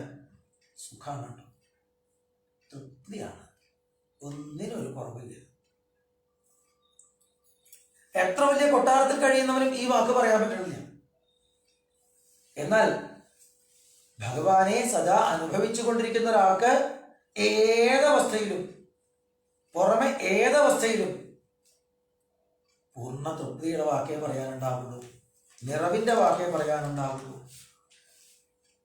അതാണ് ഈ ഭാഗവത ധർമ്മത്തിന്റെ, ഭക്തിയുടെ ഒരു സുഖം. ഏതാവാനേ പരോഗേസ്മിൻ പുംസാം നിശ്രേയസോദയ തീവ്രേണ ഭക്തിയോഗേന മനോമയ്യർപ്പിതം സ്ഥിരം. ആ ഒരു പൂർണ്ണത, നിശ്രേയസ്, ഇനിയൊന്നും വേണ്ടതില്ല. ആ നിറവ്, അതിന് ഒന്നേ വേണ്ടൂ. തീവ്രമായ ഭക്തിയോഗം കൊണ്ട് മനസ്സ് ഭഗവാങ്കൽ സ്ഥിരമായി അർപ്പിതമാണ്. മനസ്സ് അങ്ങോട്ടും ഇങ്ങോട്ടും ഇളകിപ്പോവാത്ത മട്ടിൽ ഭഗവാങ്കൽ അർപ്പിതമാവുക. മനസ്സൊന്നു മാത്രമേ വേണ്ടൂ ഒരാൾക്ക് പരിപൂർണതയുണ്ടാവാൻ. മറ്റൊരു വസ്തുവും വേണ്ട. മനസ്സിനെ ശ്രദ്ധിച്ചാൽ മതി അമ്മേ എന്നിങ്ങനെ ആദ്യത്തെ അധ്യായത്തിൽ പറഞ്ഞു. അപ്പോഴാണല്ലോ വേറെ ഒരു വലിയ ദുർഘടം മുമ്പിൽ വന്ന് നിൽക്കുന്നത്. ഈ മനസ്സ് അങ്ങനെ ഭഗവാങ്കൽ അർപ്പിതമാവാൻ സമ്മതിക്കില്ല. അതിന് ഒന്ന് വിട്ട് മറ്റൊന്നിലേക്ക് ചാടിക്കൊണ്ടേയിരിക്കണം. അതാണ് ശീലം. എങ്ങനെ അതിനെ ഭഗവത് അർപ്പിതമാക്കാം? അപ്പോഴാണ് ഈ മനസ്സ് എന്ന് പറയുന്നത് 4 അന്ധഃകരണങ്ങൾക്ക് പൊതുവായി പറയുന്ന ഒരു വാക്കാണ്. മനസ്സ്, ബുദ്ധി, അഹങ്കാരം, ചിത്തം എന്നിങ്ങനെ 4ആയിട്ട് അതിനെ വേർതിരിക്കാം. ഒന്ന് തന്നെ, അന്ധഃകരണം ഒന്ന് തന്നെ, പക്ഷെ 4 പ്രവൃത്തികൾ ചെയ്യുമ്പോൾ 4 രീതിയിൽ അതിനെ പറയുന്നു എന്ന് മാത്രം. ആ 4നെയും എങ്ങനെ ഭഗവത് പരമാക്കാം? സാഖ്യയോഗത്തിൽ പറയുന്നത് സൃഷ്ടിയുടെ ആരംഭത്തില് ഭഗവത് ചൈതന്യം എങ്ങനെയാണ് മൂലപ്രകൃതിയോട് കൂടിച്ചേർന്ന് 3ആയത്, പിന്നീട് 24ആയത്, ദേവന്മാരോട് കൂടിച്ചേർന്ന് അത് പിന്നീട് ഒരു ഹിരണ്യാണ്ഡമായത്, അതിൽ നിന്ന് വിരാട് പുരുഷനുണ്ടായത്, ആ വിരാട്ടിന്റെ അംഗങ്ങളിൽ ദേവന്മാർ പ്രവേശിച്ച് അതിനെ ചലിപ്പിക്കാൻ നോക്കിയത്, ഇന്നലെ പറഞ്ഞ വിഷയം തന്നെയാണ്. ആ വിരാട്ടിന്റെ ചിത്രത്തില് എപ്പോൾ ഭഗവാൻ ചൈതന്യമായി പ്രകാശിച്ചുവോ അപ്പോഴേ വിരാട്ട് ചലിച്ചുള്ളൂ. നമ്മുടെ ചുറ്റിലും കാണുന്നതായിട്ടുള്ള എല്ലാ ശിരസ്സുകളും, എല്ലാ കണ്ണുകളും, എല്ലാ കൈകളും, എല്ലാ കാലുകളും കൂടിച്ചേർന്നതാണ് ഈ വിരാട്ട് എന്ന് പറയുന്നത്. സഹസ്രശീർഷ പുരുഷ, എല്ലാം കൂടിച്ചേർന്ന് ഒന്നായി സങ്കല്പിച്ചാൽ അതാണ് വിരാട്ട്. അതിനെ ചൈതന്യവത്താക്കുന്നത് ഭഗവാനാണ്. നമ്മുടെ ചുറ്റും എന്ത് കാണുമ്പോഴും അത് ചലിക്കുന്നുണ്ടെങ്കിൽ, എന്തെങ്കിലും ഒരു ചലനം നമ്മുടെ ഉള്ളിൽ ഉണ്ടാക്കുന്നുണ്ടെങ്കിൽ അത് ഭഗവാനായതുകൊണ്ടാണ്. പഞ്ചഭൂതങ്ങളും പഞ്ചതന്മാത്രകളും അത് തന്നെ ഉള്ളൂ ഈ കാണുന്ന എല്ലാത്തിലും. അതിൽ ചൈതന്യമായുള്ളത് ഭഗവാനാണ് എന്ന തിരിച്ചറിവുണ്ടാകും. ആ ഒരു കാഴ്ചപ്പാടോടുകൂടി എല്ലാത്തെയും കാണുക. നമുക്കത് പറ്റാത്ത കാര്യമൊന്നുമല്ല. ഷുഗറുള്ള ആൾക്കാര് അരിഭക്ഷണം അധികം കഴിക്കണ്ട എന്ന് ഡോക്ടർ പറയാറുണ്ട്. അപ്പൊ അയാൾ പറയണു, എനിക്ക് ഷുഗർ ഉണ്ട്, അരിഭക്ഷണം വേണ്ട. മറ്റേ ചോദിക്കാം, ചോറ് പറ്റില്ല, അരിയല്ലേ, എന്നാ കുറച്ച് കഞ്ഞി കുടിക്കാം. കഞ്ഞി ആയാലത് അരി തന്നെയല്ലേ. ദോശ ആയാലോ, ഇഡ്ഡലി ആയാലോ, പിട്ടായാലോ, പത്തിരി ആയാലോ, രൂപല്ലേ മാറുന്നുള്ളൂ, പേരല്ലേ മാറുന്നുള്ളൂ, വസ്തുവൊക്കെ അരി തന്നെയല്ലേ. ഏത് രൂപത്തിലെഴുതാലും നാമത്തിലെഴുതാലും അരി തന്നെയാണ് എന്ന് തിരിച്ചറിയാനുള്ള ഒരു കഴിവ് നമുക്കുണ്ടല്ലോ. ജ്വല്ലറി പോയിട്ട് ഏത് മാലയെടുത്താലും, ഏത് വളയെടുത്താലും, ഏത് കമ്മലെടുത്താലും സ്വർണമാണ് എന്ന് തിരിച്ചറിയാനുള്ള ഒരു കഴിവ് നമുക്കുണ്ടല്ലോ. ഇതുപോലെ ചുറ്റിലും കാണുന്ന ഏത് വസ്തുക്കളെ കാണുമ്പോഴും ആ രൂപത്തിൽ ഈശ്വരൻ തന്നെയാണ്. എന്ന് കാണാൻ ഇതേ കഴിവിനെ ഉപയോഗിക്കാം. ബാക്കിയൊക്കെ വേറെയാവും, കാണുന്ന രൂപവും വേറെയാവും, ഭാഷയും വേറെയാവും, ഒക്കെ വേറെ. നമ്മളോട് പെരുമാറുന്ന രീതി വ്യത്യാസം ഉണ്ടാവും. പക്ഷേ ആ രൂപത്തിൽ ഉള്ള ചൈതന്യം ഭഗവാൻ ഒരാൾ തന്നെയാണ്. നമുക്കുള്ള കഴിവിനെ ഈ രീതിയിൽ ഉപയോഗിക്കാം. നമുക്ക് ഇല്ലാത്ത പുതിയൊരു കഴിവുണ്ടാക്കുകയൊന്നും വേണ്ട. ഇപ്രകാരം ഒന്ന് ചിന്തിക്കാൻ പ്രയോജനപ്പെടുത്താം. ഇതാണ് സാഖ്യയോഗം കൊണ്ട് വേണ്ടത്. പക്ഷെ അപ്പോഴും നമ്മുടെ ഉള്ളിൽ സംശയം ഉണ്ടാവും. എന്തിനാണ് ഭഗവാൻ ഇങ്ങനെ പല പല രൂപത്തിലും ഭാവത്തിലും നിൽക്കണം? എല്ലാം ഭഗവാനാണെങ്കിൽ പിന്നെ എന്തിനീ പല പല രീതിയിൽ നമ്മളോട് പെരുമാറുന്നു? ചിലപ്പോൾ അനുകൂലമായിട്ടും ചിലപ്പോൾ പ്രതികൂലമായിട്ടും ഒക്കെ. അതിനും ഉത്തരമുണ്ട്. നമ്മൾ ഈ അഹന്താമോദകൾ വെച്ചിട്ട് ഇന്ദ്രിയ സുഖങ്ങളും അനുഭവിച്ചിട്ട് മായയിൽ പെട്ടു ഉഴന്നിട്ട് എത്രത്തോളം ഇന്ന് ദുഃഖിച്ചുകൊണ്ടിരിക്കുന്നുണ്ട്. അതിൽ നിന്ന് നമ്മളെ ഒന്ന് വേർപെടുത്തി പുറത്ത് കടത്തണമെങ്കിൽ ഇങ്ങനെ സുഖദുഃഖങ്ങളൊക്കെ മാറി മാറി തന്നാലേ പറ്റൂ. സത്സംഗത്തിലേക്ക് വന്നു, തിരുനാമം ജപിച്ചു തുടങ്ങി, കുറച്ചങ്ങനെ മുന്നോട്ട് പോയ ഒരാൾക്ക് ജീവിതത്തിൽ ഒരുപാട് മാറ്റങ്ങൾ വന്നിട്ടുണ്ടാവും. ഒരു 10 കൊല്ലം പിന്നിലേക്ക് തിരിഞ്ഞു നോക്കിയാൽ,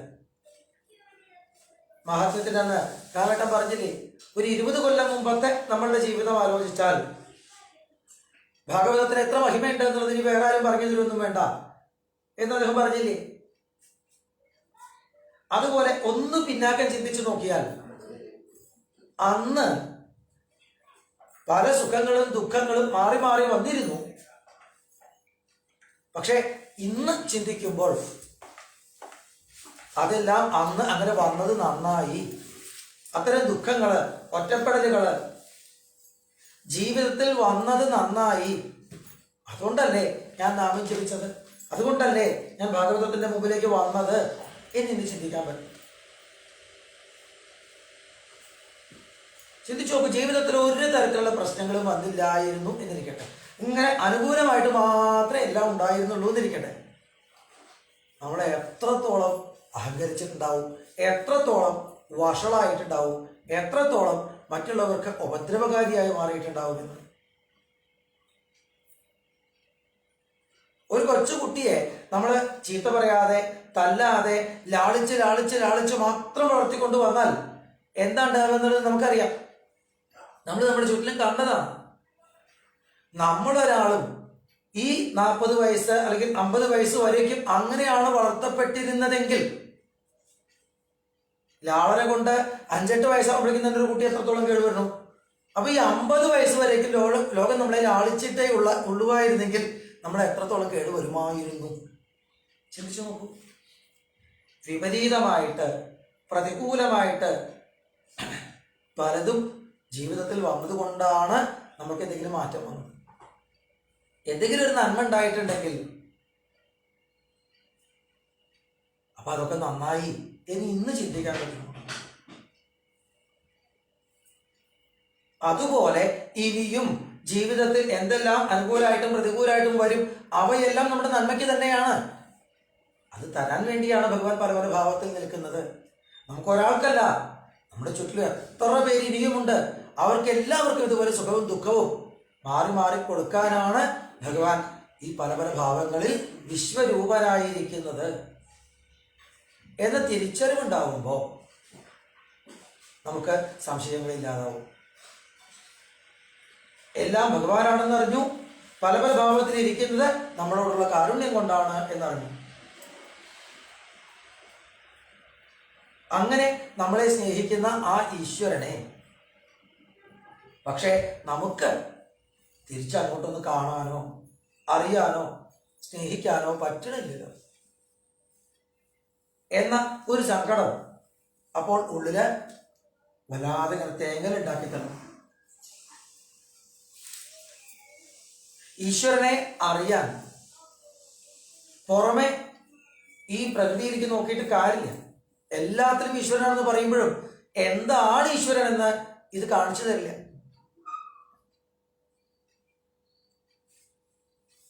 അപ്പൊ നമുക്ക് ആ അറിവുണ്ടാവാൻ അവനവന്റെ ഉള്ളിലേക്ക് ശ്രദ്ധിക്കണം. അവനവന്റെ ഉള്ളിലേക്ക് ശ്രദ്ധിക്കണം. അന്തർമുഖ സമാരാധ്യ ബഹിർമുഖ സുദുർലഭ. പുറമേക്ക് നോക്കിയാൽ കിട്ടുന്നതല്ല, അന്തർമുഖത്വം കൊണ്ട് ഉള്ളിലേക്ക് ശ്രദ്ധിച്ചുകൊണ്ട് മാത്രം കിട്ടുന്ന വസ്തുവാണ്.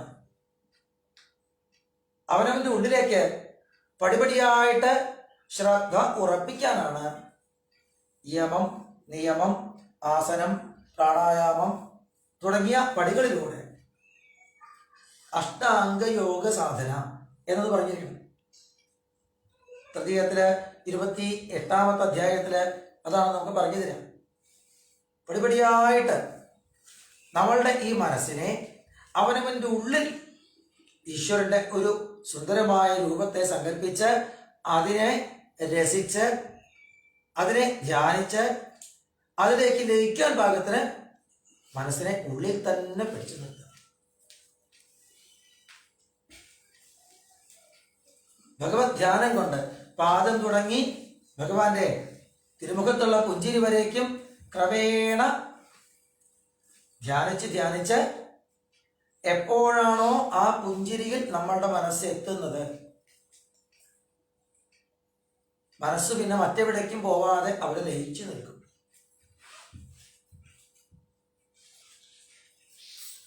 തല്ലയം ത്വല്ലയം പോൽ എന്നാണ് പണ്ട് കവി പറഞ്ഞത്. മനസ്സ് മറ്റെവിടേക്കും ഇളകാതെ സ്പന്ദിക്കാതെ ആ ഒരു വസ്തുവിൽ ലയിക്കുക എന്ന് പറഞ്ഞാൽ ത്വല്ലയം പോൽ, അത് ഈശ്വരങ്കിലേക്കുള്ള ലയം തന്നെയാണ്, മറ്റൊന്നല്ല. അതിനെ സമാധി എന്ന് പറയുന്നു. പിന്നെ വീണ്ടും അതിൽ നിന്ന് ഈ ചുറ്റിലുമുള്ള വസ്തുക്കളെ അറിയാൻ പാകത്തിന് ദേശകാല ബോധത്തിലേക്ക് തിരിച്ചു വന്നാലും അപ്പോൾ കിട്ടിയ ആനന്ദം ഇപ്പോൾ അനുഭവിക്കാൻ പറ്റുന്നില്ലല്ലോ എന്നൊരു നഷ്ടബോധം ഉണ്ടാവും. എന്നല്ലാതെ മറ്റു യാതൊരു നഷ്ടവുമില്ല.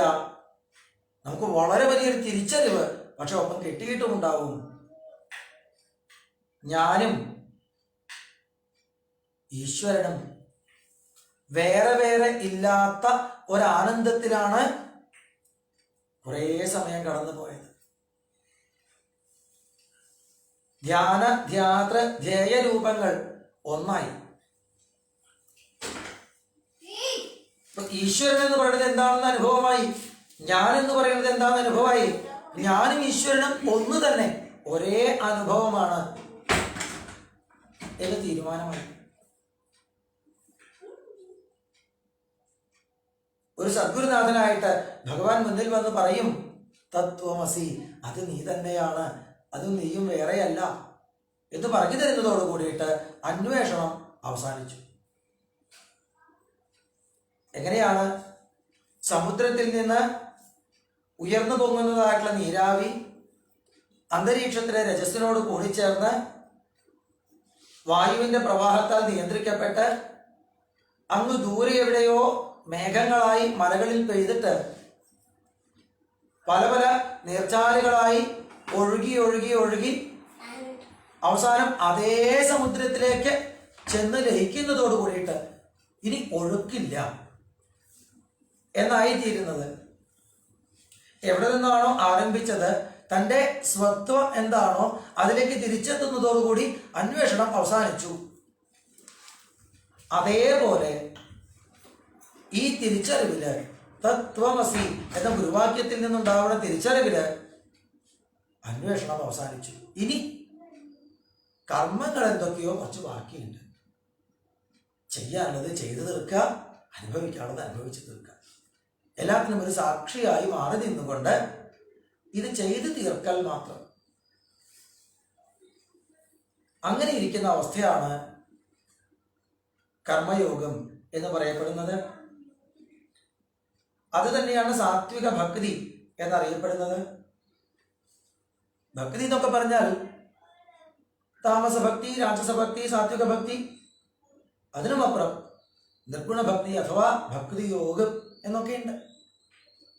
ഇതിനെ തന്നെ പിന്നെയും ഒരുപാട് വേർതിരിവുകൾ ഉണ്ടാക്കിയിട്ടുണ്ട്.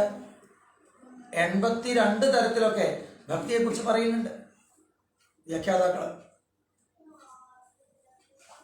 താമസഭക്തി എന്ന് പറഞ്ഞാൽ തമോ ഗുണമാണ് നമ്മളിലുള്ളത്.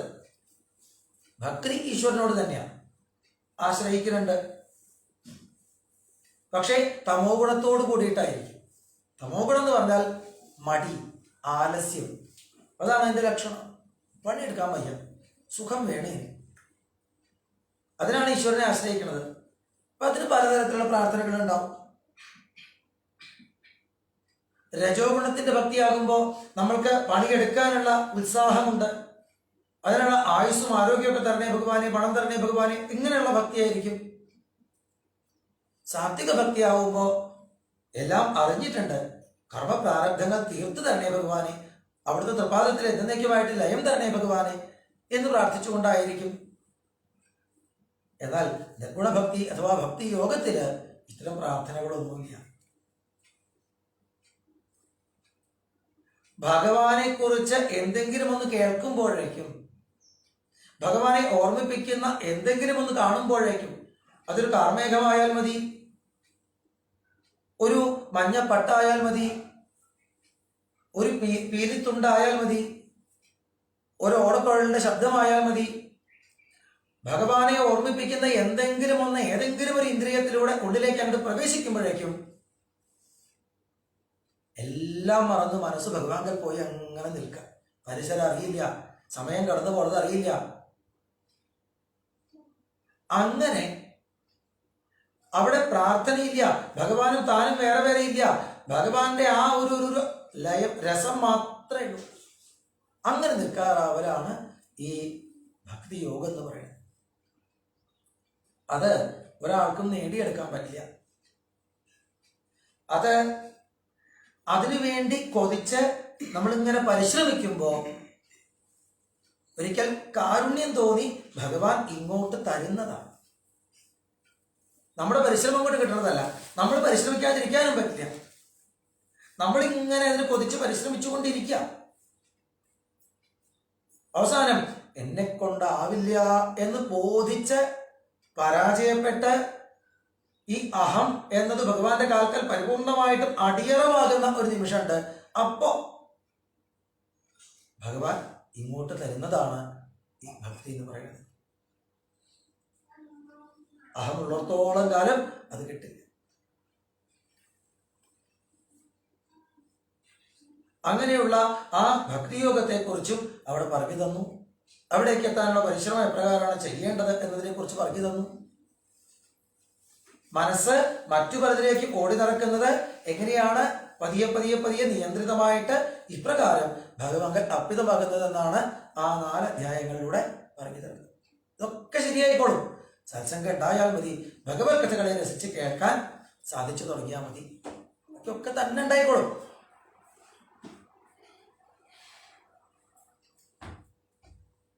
ഇതിനൊന്നിനും മെനക്കെടാതെ എന്റെ വീട്, എന്റെ കുടുംബം, എന്റെ പണം, എന്റെ കേമത്വം എന്ന് പറഞ്ഞ് മാത്രം നടക്കുന്നവരാണല്ലോ അധികവും. അത്തരം ജീവന്മാരുടെ ഗതി എന്താണ് എന്ന് പറയണമല്ലോ. ഈ ഭക്തന്മാരായിട്ട് പോണവരുടെ, ഭാഗവതന്മാരായിട്ട് പോണവരുടെ മാത്രം കഥ പറഞ്ഞാൽ പോലല്ലോ. അത് 10,000-ത്തിലോ ലക്ഷത്തിലോ കോടിയിലോ ഒരാളൊക്കെ ഉണ്ടാവുള്ളൂ സത്സംഗത്തിന്റെ മാർഗത്തില്. അതല്ലാത്തവരുടെ കഥയും പറയണമല്ലോ. അങ്ങനെയുള്ളവര് ഈ പണത്തിനും സുഖത്തിനും വേണ്ടി ജീവിച്ച് കുറെ കഴിയുമ്പോൾ ശരീരം ഇനി പണിയെടുക്കാൻ പറ്റാത്ത മട്ടിലായി തീർന്ന് അതുവരെ ഉണ്ടാക്കി വെച്ചതൊക്കെ കൈവിട്ടു പോവുകയാണല്ലോ, മറ്റു വല്ലവരും അവരുടെ ഇഷ്ടം പോലെ ഉപയോഗിക്കുകയാണല്ലോ എന്നോർത്ത് സങ്കടപ്പെട്ട് ഒരു ദിവസം മരിച്ചു പോവുകയാണ് ചെയ്യുന്നത്. മരിക്കുമ്പോൾ യമഭടന്മാര് വന്ന് കഴുത്തിൽ കയറിട്ടിട്ട് നരകത്തിലേക്ക് വെച്ചുകൊണ്ട് പോകും. കാരണം ഈ പണത്തിനും സുഖത്തിനും വേണ്ടി ഇവിടെ ഓരോന്ന് ചെയ്യുമ്പോൾ അത് മറ്റുള്ളവരെ വേദനിപ്പിക്കുന്നുണ്ടോ ഇല്ലയോ എന്നൊന്നും അവർ ചിന്തിച്ചിട്ടുണ്ടാവില്ല. ഇതൊക്കെ നരകത്തിൽ കൊണ്ടേ അനുഭവിപ്പിക്കണ്ടേ. നരകത്തിൽപ്പെട്ട് അതെല്ലാം ഒരുവിധം അനുഭവിച്ച് പാകം വന്ന് വീണ്ടും ഒരമ്മയുടെ ഗർഭത്തില് കൊണ്ടുപോയിടും ഈ ജീവനെ. 7-ാം മാസത്തിലാണത്രേ ജീവന് ബോധം വരുന്നത്. കഴിഞ്ഞ തന്റെ ഒരുപാട് ജന്മങ്ങൾ ഓർമ്മ വരും. അന്നൊക്കെ താൻ എങ്ങനെയാണ് നടന്നത്, എന്തുകൊണ്ടാണ് വീണ്ടും ഇങ്ങനെ അമ്മയുടെ ഗർഭത്തിൽ വന്ന് പെടാൻ ഇടയായത് ഒക്കെ അറിയാൻ സാധിക്കും. അവിടെ കിടന്നുകൊണ്ട് ഭഗവാനോട് പ്രാർത്ഥിക്കുക അത്രേ, എനിക്ക് ഇനി ഒരു ജന്മം വേണ്ട. യത്രോപയാതം ഉപസർപ്പതി ദേവമായ മിഥ്യാമതരിയതിനു സംസൃതി ചക്രമേതത്. ഞാൻ ഈ ലോകത്തേക്ക് ജനിച്ചാൽ ദേവമായ എന്നെ വന്ന് ആവരണം ചെയ്യും. എനിക്ക് മിഥ്യാമതി, ശരിയായ ബുദ്ധി ഉണ്ടാവില്ല. എന്തൊക്കെ തെറ്റിദ്ധാരണകൾ ഉണ്ടാവും, ഇതാണ് നല്ലത്, ഇതാണ് സുഖം എന്നൊക്കെ തെറ്റിദ്ധാരണകൾ ഉണ്ടാവും. അതിന്റെ പിന്നാലെ ഓടിയിട്ട് വീണ്ടും ഞാൻ ഈ മരിക്കുക ജനിക്കുക മരിക്കുക ജനിക്കുക എന്നുള്ള ചക്രത്തിൽ തന്നെ കിടന്ന് കറങ്ങും. അതുകൊണ്ട് എനിക്ക് വീണ്ടും ഒരു ജന്മം വേണ്ട ഭഗവാനെ എന്ന് പറയൂ അത്രേ. പക്ഷേ ഭഗവാൻ അപ്പോഴൊന്നും ഒന്നും പറയില്ല, പുഞ്ചിരിക്കുള്ളൂ. നമ്മുടെ കർമ്മം കഴിയാതെ നമുക്ക് എങ്ങനെയാ ഭഗവാനിൽ എത്താൻ പറ്റും? ഭഗവാനല്ലല്ലോ കുറ്റക്കാരൻ. അത് മനസ്സിലാക്കുമ്പോൾ ജീവൻ പിന്നെ അവിടെ കിടന്ന് ഭഗവാനോട് പറയും, എന്നാൽ ഇനി കിട്ടുന്ന ജന്മത്തില് ഞാൻ അവിടുത്തെ നാമം ജപിച്ചോളാം, അവിടുത്തെ തന്നെ ഭജിച്ചോളാം, അവിടുത്തെ തൃപ്പാദത്തിലെത്താൻ വേണ്ടിയാണ് ഈ ആയുസ് കിട്ടിയതെന്ന ബോധത്തോടു കൂടി കഴിഞ്ഞോളാം. അങ്ങനെ ആയാൽ നന്നായി എന്ന് ഭഗവാനും ഉള്ളിൽ കരുതും. സമയമാകുമ്പോൾ ഈ കുട്ടി ജനിക്കണം. ആ കുട്ടിക്ക് ഉള്ളില് എന്തെല്ലാം ആഗ്രഹങ്ങളുണ്ട് ഒന്നും പുറത്തേക്ക് പറയാൻ പറ്റാത്തൊരു കാലമാണ് ആദ്യം. കരയണ കണ്ടാൽ അമ്മ എടുത്ത് പാല് കൊടുക്കും. എന്തിനാണിത് കരയുന്നത്? അമ്മയ്ക്ക് മുഴുവൻ മനസ്സിലാവുമൊന്നുമില്ല. വിശന്നിട്ടാവും എന്ന് കരുതുക, അത്രേ ഉള്ളൂ. ഉറുമ്പ് കടിച്ചിട്ടാവും എന്ന് കരുതുക, അത്രേ ഉള്ളൂ. അവരുടെ ഒരു ഊഹം പോലെയൊക്കെ എന്തൊക്കെയോ ചെയ്യും. തന്റെ ആഗ്രഹങ്ങൾ മറ്റൊരാളെ പറഞ്ഞ് മനസ്സിലാക്കാൻ പറ്റാതെ വരുമ്പോൾ ഈ കുട്ടിക്ക് ഉണ്ടാവണ ആ ഒരു ഉള്ളിലുണ്ടാവണ വിഷമം അത് പലതരത്തിലും പല വികാരങ്ങളായിട്ടൊക്കെ പ്രകടിപ്പിക്കും. മറ്റുള്ളവരതിനെ വികൃതിയായിട്ട് കാണും, കൗതുകമായിട്ട് കാണും. നമ്മൾ നമ്മുടെ എല്ലാ പ്രശ്നങ്ങളും പുറമേക്ക് പ്രകടിപ്പിക്കാൻ ശ്രമിക്കുകയാണ്. പക്ഷെ അവരതിനെ കളിയായിട്ട് എടുക്കുള്ളൂ. നമ്മളെ ഒരാളും മനസ്സിലാക്കണില്ല. കുട്ടിക്ക് ദേഷ്യം വരാൻ തുടങ്ങും. പിന്നെ അവരെ അത് പറഞ്ഞ് മനസ്സിലാക്കാൻ സാധിക്കില്ലെങ്കിൽ വേണ്ട, അവര് കൊടുക്കുന്ന ഇത്തിരി മധുരത്തിന് വേണ്ടിയിട്ട് അല്ലെങ്കിൽ ചേർത്ത് പിടിച്ചൊരു ഉമ്മയ്ക്ക് വേണ്ടിയിട്ട്, അതിലൊരു സുഖം ഉണ്ടല്ലോ, അതിനു വേണ്ടിയിട്ട് ഈ കുട്ടി അവർക്ക് എങ്ങനെയാ സന്തോഷാവുക അതുപോലെ ചിരിക്കാനോ തുള്ളാനോ ഒക്കെ ആരംഭിക്കും. തന്റെ ശരിയായിട്ടുള്ള ആഗ്രഹം എന്തായാലും കിട്ടില്ല തീരുമാനമായി. അവരെ എന്താണോ തരുന്നത് അതിൽ സുഖം കണ്ടെത്താൻ വേണ്ടി അവർക്ക് വേണ്ടി അങ്ങനെ ജീവിക്കാൻ തുടങ്ങും. പതിയെ പതിയെ എന്തിനാണ് താൻ ഇവിടെ ജനിച്ചത്, എങ്ങനെയാണ് ഇനി ജീവിക്കേണ്ടത് എന്നത് മറന്നിട്ട് മറ്റുള്ളവരെ ചിരിപ്പിക്കാൻ, മറ്റുള്ളവർ തനിക്ക് തരുന്ന മധുരത്തിന് വേണ്ടിയിട്ട് അങ്ങനെയാണ് ജീവിതം എന്ന തെറ്റിദ്ധാരണയില് മായയിൽ മുന്നോട്ട് പോകും. കുറച്ചു കഴിയുമ്പോൾ താൻ ഇങ്ങനെ ചിരിച്ചത് കൊണ്ടോ തുള്ളിയത് കൊണ്ടോ മറ്റുള്ളവർ തന്നെ ലാളിക്കാതെ ആയി തുടങ്ങും. ആ ഒരു പ്രായം കഴിഞ്ഞു. ആഗ്രഹമാണെങ്കിൽ വളരുന്നുണ്ട്. അപ്പോഴേക്കും ഈ മധുരത്തിനോടുള്ള ആഗ്രഹമൊക്കെ ആയിരിക്കും ഉണ്ടായിരിക്കാം. മറ്റുള്ളവർ തരുന്നില്ലെങ്കിൽ നമ്മളായിട്ട് എങ്ങനെയും കട്ടെടുക്കാനൊക്കെ ശ്രമിച്ചു നോക്കും. അത് മറ്റുള്ളവർ പിടിക്കുമോ എന്നുള്ള ഭയം ഉണ്ടാവും. പിടിക്കാതിരിക്കാൻ കളവ് പറയും. അതോടുകൂടി ഇങ്ങനെ അധർമ്മങ്ങൾ കൂടി കൂടി കൂടി വരികയാണ്. വഴി തെറ്റൽ കഴിഞ്ഞു. പിന്നെ അതങ്ങനെ അധർമ്മങ്ങൾ കൂടി കൂടി വരികയാണ്. സ്കൂളിൽ പോയി തുടങ്ങുമ്പോൾ പിന്നെയും മറ്റു പല രൂപത്തിലും ആവും. യൗവനത്തിലേക്ക് എത്താൻ തുടങ്ങുന്നതോട് കൂടിയിട്ട് വേറെയും പല ആഗ്രഹങ്ങളായി മാറും. സത്യത്തിൽ എന്താണ് തനിക്ക് വേണ്ടത് എന്ന് ഇയാൾ മറന്നിരിക്കുന്നു. മറ്റെന്തൊക്കെയോ ഇതൊക്കെ നേടിയെടുത്താൽ തനിക്ക് സുഖമാകുമെന്ന് തെറ്റിദ്ധരിച്ചിരിക്കുന്നു. ഈ ജീവൻ ഇങ്ങനെ പോവുക. അതിനിടയ്ക്ക് ഒരു കാര്യത്തിന് വേണ്ടി താൻ തന്റെ കഴിവ് പോലെ പരിശ്രമിച്ച് പരാജയപ്പെടുത്ത ചില സമയങ്ങളിൽ ഭഗവാൻ അവന്റെ ഉള്ളിലേക്ക് വലിയ കാരുണ്യത്തോടു കൂടി കുറേശ്ശെ കുറേശ്ശെ പ്രവേശിക്കും. സ്കൂളിൽ പോയി പഠിക്കാൻ തന്നെ കൊണ്ട് ഒറ്റയ്ക്കാവില്ല തോന്നുമ്പോ അപ്പോഴാണ് അമ്പലത്തിലെ ഭഗവാനെ ശ്രദ്ധിക്കുക. 25 പൈസ ഭണ്ഡാരത്ത് കൊണ്ടിട്ടിട്ട് ഞാൻ പഠിച്ച ഭാഗത്ത് തന്നെ ചോദ്യങ്ങളൊക്കെ വരണേ എന്ന് പ്രാർത്ഥിക്കാനൊക്കെ തുടങ്ങണം. എന്തെങ്കിലും ആവശ്യത്തിന് വേണ്ടിയിട്ട് ഭഗവാനിലേക്ക് കുറേശ്ശെ കുറേശ്ശെ കുറേശ്ശെ നമ്മൾ ആശ്രയിക്കാൻ തുടങ്ങുക. ഭഗവാന്റെ നാമം ജപിക്കാൻ തുടങ്ങുക. ഭക്തിയുടെ മാർഗം നമുക്ക് ശീലമില്ല. ഏത് മാർഗമാണോ നമുക്ക് ശീലമുള്ളത് അതിൽ വന്ന് നിൽക്കുകയാണ് ഭഗവാൻ. ഇടയ്ക്കിടയ്ക്ക് ഇടപെടുകയാണ് നമ്മുടെ ജീവിതത്തിലേക്ക്. അങ്ങനെ ഇവൻ യൗവനത്തിലെത്തി, ഒരു കുടുംബഭാരമുള്ളവനായി, 100 പ്രശ്നങ്ങളായി. അപ്പോഴൊക്കെ സഹായിക്കാൻ ഞാനുണ്ട് എന്ന് പറഞ്ഞുകൊണ്ട് ഭഗവാൻ കൂടെ നിന്ന് അമ്മയുടെ ഗർഭത്ത് കിടക്കുമ്പോ ഞാൻ അവിടുത്തെ തന്നെ ഭജിച്ചോളാം എന്ന് പറഞ്ഞതാണ് ജീവൻ. ജീവൻ അത് മറന്നു. പക്ഷെ ഭഗവാൻ ജീവനെ മറക്കുന്നില്ല. തന്റെ നാമം ജപിക്കാനുള്ള ഒരുപാട് അവസരങ്ങൾ അവന്റെ ജീവിതത്തിൽ ഉണ്ടാക്കി കൊടുത്തുകൊണ്ടേയിരിക്കണം. ഈ സത്യമെങ്കിലും തിരിച്ചറിയാം. നാം ഭഗവാനെ മറന്നിട്ടും ഭഗവാൻ നമ്മളെ മറക്കുന്നില്ലല്ലോ, നമ്മളെ കൈവിടുന്നില്ലല്ലോ. അവിടുന്ന് എത്ര വലിയവനാണ്. ഈ തിരിച്ചറിവ് എപ്പോഴെങ്കിലും ജീവിതത്തിൽ ഉണ്ടായി വരാതിരിക്കില്ല. അപ്പോ നമസ്കരിക്കുക ഭഗവാനെ.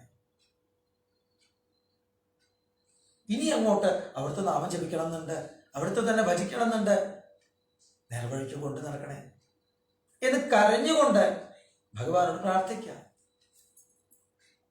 അങ്ങനെ എപ്പോ ഉള്ളില് ആ ഭഗവാനെ സേവിക്കുന്നില്ലല്ലോ താൻ എന്ന കുറ്റബോധം ഉണ്ടാവുന്നു, അപ്പൊ പ്രാർത്ഥന ചെയ്താൽ എന്തെങ്കിലും ഒരിക്കൽ ഇനി അവിടുത്തെ ഭജിക്കാതെ വയ്യ, അതല്ലാത്ത വഴിക്കുള്ള പോക്ക് വലിയ നാശത്തിലേക്കാണ്. പെട്ടച്ചിലുണ്ടാകുമ്പോ വേണ്ടത് പറഞ്ഞു തരാൻ ഒരു ഗുരുനാഥനായിട്ട് മുമ്പിൽ വരാതിരിക്കില്ല ഭഗവാൻ. നമ്മളെ മുന്നോട്ട് നയിക്കാതിരിക്കില്ല. ഇതുവരെ അങ്ങനെ പോയത് മതി, ഇനി ഇതിലെ വരും എന്ന് പറഞ്ഞ് കൈ പിടിക്കാതിരിക്കില്ല. അകത്തിരിക്കുന്നവനിലേക്ക് നമ്മളുടെ ശ്രദ്ധ ഉറയ്ക്കാതിരിക്കുമ്പോ അതേ വസ്തു പുറമേ നിന്നുകൊണ്ട് നമ്മളെ നയിക്കുന്നു. അതാണ് ഗുരു, മറ്റൊന്നല്ല. പുറമേക്കേ നമുക്ക് നോക്കാൻ അറിയുള്ളൂ എങ്കിൽ പുറമേ വന്നു നിൽക്കാൻ അവിടുന്ന് തയ്യാറാണ്. എന്തൊരു കാരുണ്യമാണ്. അതുകൊണ്ട് ജീവിതം ഇതുവരെ എങ്ങനെ പോയി? അമ്മ ആദ്യം പറഞ്ഞുവല്ലോ കപിലവാസുദേവനോട്, നിർവിണ്ണാനിതരാം ഭൂമൻ അസദിന്ദ്രിയ ദർശനാത് ഏന സംഭാവ്യമാനേന പ്രപന്നാധ്വംതമഃ പ്രഭോ. മടുത്തു എനിക്ക്, ഇന്ദ്രിയ സുഖങ്ങളുടെ പിന്നാലെ പോയിട്ട് വലിയ അജ്ഞാനക്കുണ്ടിൽ ചെന്ന് പെട്ടിരിക്കണു. ഇതുവരെ ജീവിതം എങ്ങനെ പോയി? അതിനെക്കുറിച്ച് ഇനി ചിന്തിക്കേണ്ട, സങ്കടപ്പെടേണ്ട, കുറ്റബോധം ഉണ്ടാവേണ്ട. ഇപ്പോൾ വേണ്ടത് പറഞ്ഞു തരാൻ ഗുരുനാഥനായിട്ട് ഗുരുവായൂരപ്പൻ മുമ്പിൽ നിൽക്കുമ്പോ ഇനി അതൊക്കെ വിട്ടിട്ട് ഭഗവാൻ പറയുന്ന വഴിയില്, ഭാഗവതം പറയുന്ന വഴിയില് മനസ്സ് വെച്ചുകൊണ്ട് പോയാൽ മതി. ഒരു നഷ്ടവും വരില്ല, ഒരാപത്തും വന്നിട്ടില്ല.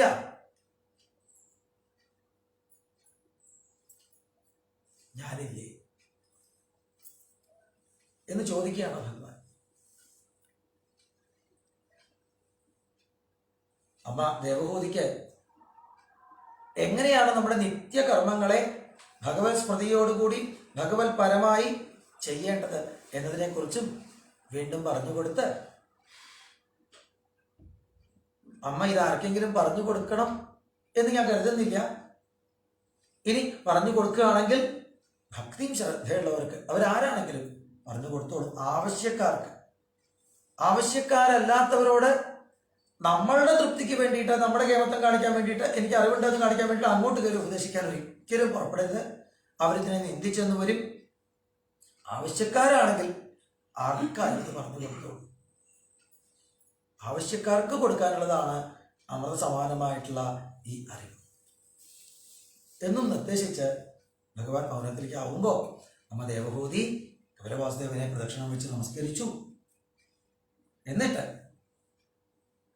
ഇനി ഉണ്ണി പറഞ്ഞു തന്ന ആ സുന്ദരമായ രൂപം ഉള്ളിൽ കണ്ടിരുന്നാൽ മതി, ശേഷിച്ച കാലം മറ്റൊന്നിനുമല്ല എന്നുറപ്പിച്ചിരുന്നു. അമ്മയെ നമസ്കരിച്ച് ഭഗവാനും വടക്ക് കിഴക്കേ ദിശയിലേക്ക് യാത്രയായി. ഗംഗാസാഗര സംഗമത്തില് ഇന്നും തപസ് ചെയ്തുകൊണ്ടിരിക്കുന്നു, സിദ്ധമണ്ഡലങ്ങളാൽ പൂജിക്കപ്പെട്ടുകൊണ്ട് ലോകത്തിന്റെ മുഴുവൻ നന്മയ്ക്കായിട്ട് എന്നും പറഞ്ഞാണ് തൃതീയ സ്കന്ധത്തിലെ കാപിലം എന്ന ഭാഗം സമർപ്പിക്കുന്നത്.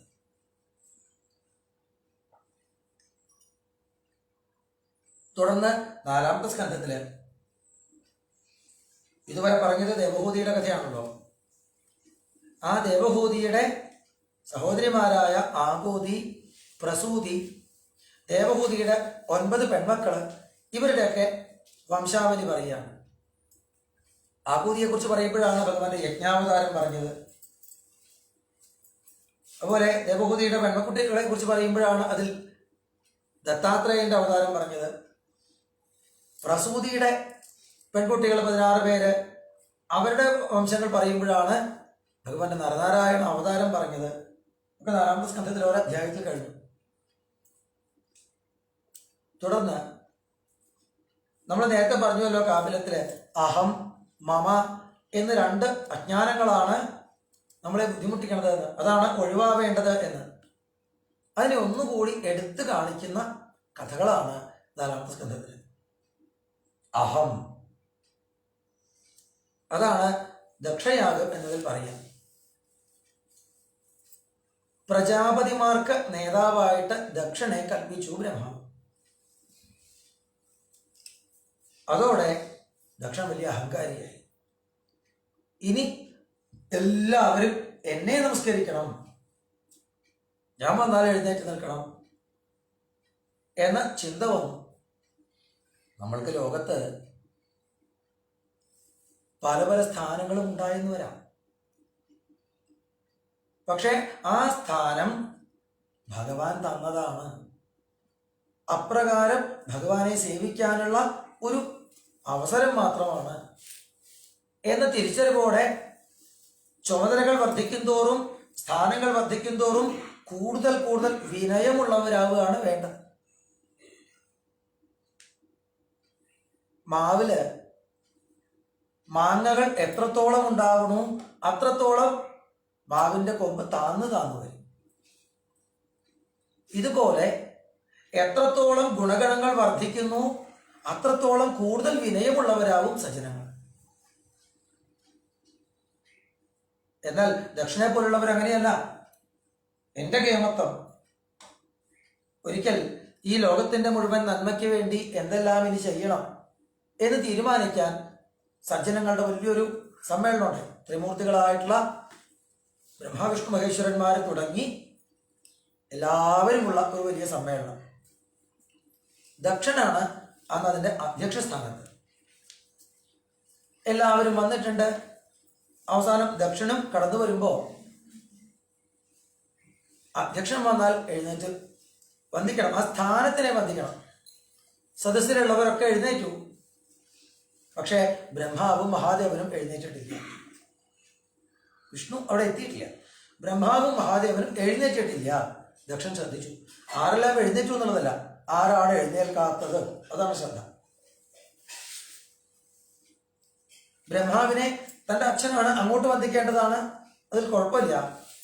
മഹാദേവൻ തന്റെ മകളെ വിവാഹം ചെയ്തതാണ്, സതിയെ വിവാഹം ചെയ്തതാണ്. തന്നെ എഴുന്നേറ്റ് വന്ദിക്കാത്തതില് ഒരുപാട് ദേഷ്യം വന്ന് ദക്ഷൻ ആ സദസ്സിൽ വെച്ച് ഉറക്കെ പറയാൻ തുടങ്ങി ഇത്രയും മഹാദേവന്റെ കുറ്റങ്ങള്, പോരായ്മകള്. നമ്മൾ എന്തിനാണ് ഇവിടെ ഒത്തുകൂടിയത് എന്നത് മറന്നു. മഹാദേവനെ കുറ്റം പറയാൻ വേണ്ടി മാത്രമായി ദക്ഷന്റെ വാക്കുകൾ. കണ്ടാൽ നന്നല്ല, കൂട്ടുകെട്ട് നന്നല്ല, താമസം നന്നല്ല, ശീലം നന്നല്ല. ഇയാൾക്കൊക്കെ ആരാണ് ശിവൻ എന്ന് പേരിട്ടത്? അശിവനല്ലേ? കുറച്ചു കഴിഞ്ഞിട്ടും മഹാദേവനൊന്നും തിരിച്ചു പറയണില്ല. അവസാനം ദക്ഷൻ കൽപ്പിച്ചു, ഇനി ഇത്തരം സഭകളിലേക്ക് ഇയാളെ ആരും വിളിച്ചു കൊണ്ടുവരരുത്. യാഗങ്ങളിൽ ഇനി രുദ്രന് യാതൊരു ആരാധനവുമില്ല. ദക്ഷൻ അത് കൽപ്പിച്ചിട്ട് അവിടെ നിന്ന് ഇറങ്ങിപ്പോയി. അപ്പോഴേക്കും മഹാദേവന്റെ ഭക്തരായിട്ടുള്ള ഭൂതഗണങ്ങളിൽ ചിലരൊക്കെ എഴുന്നേറ്റ് ദക്ഷന്റെ ഈ വാക്കുകൾ ശരിയല്ല, അയാളെ ശപിച്ചുകൊണ്ട് ചിലത് പറയാൻ തുടങ്ങി. അപ്പൊ ദക്ഷനെ ആരാധിക്കുന്ന കുറെ ബ്രാഹ്മണരൊക്കെ ഉണ്ട്. അവരെഴുന്നേറ്റിട്ട് ഈ ഭൂതഗണങ്ങളെ അങ്ങോട്ട് ശപിക്കാൻ തുടങ്ങി. എന്തിനാണ് ഒത്തുകൂടിയതെന്ന് എല്ലാവരും പറഞ്ഞിരിക്കണം. ഒരൊറ്റ ആളുടെ അഹങ്കാരം കൊണ്ട്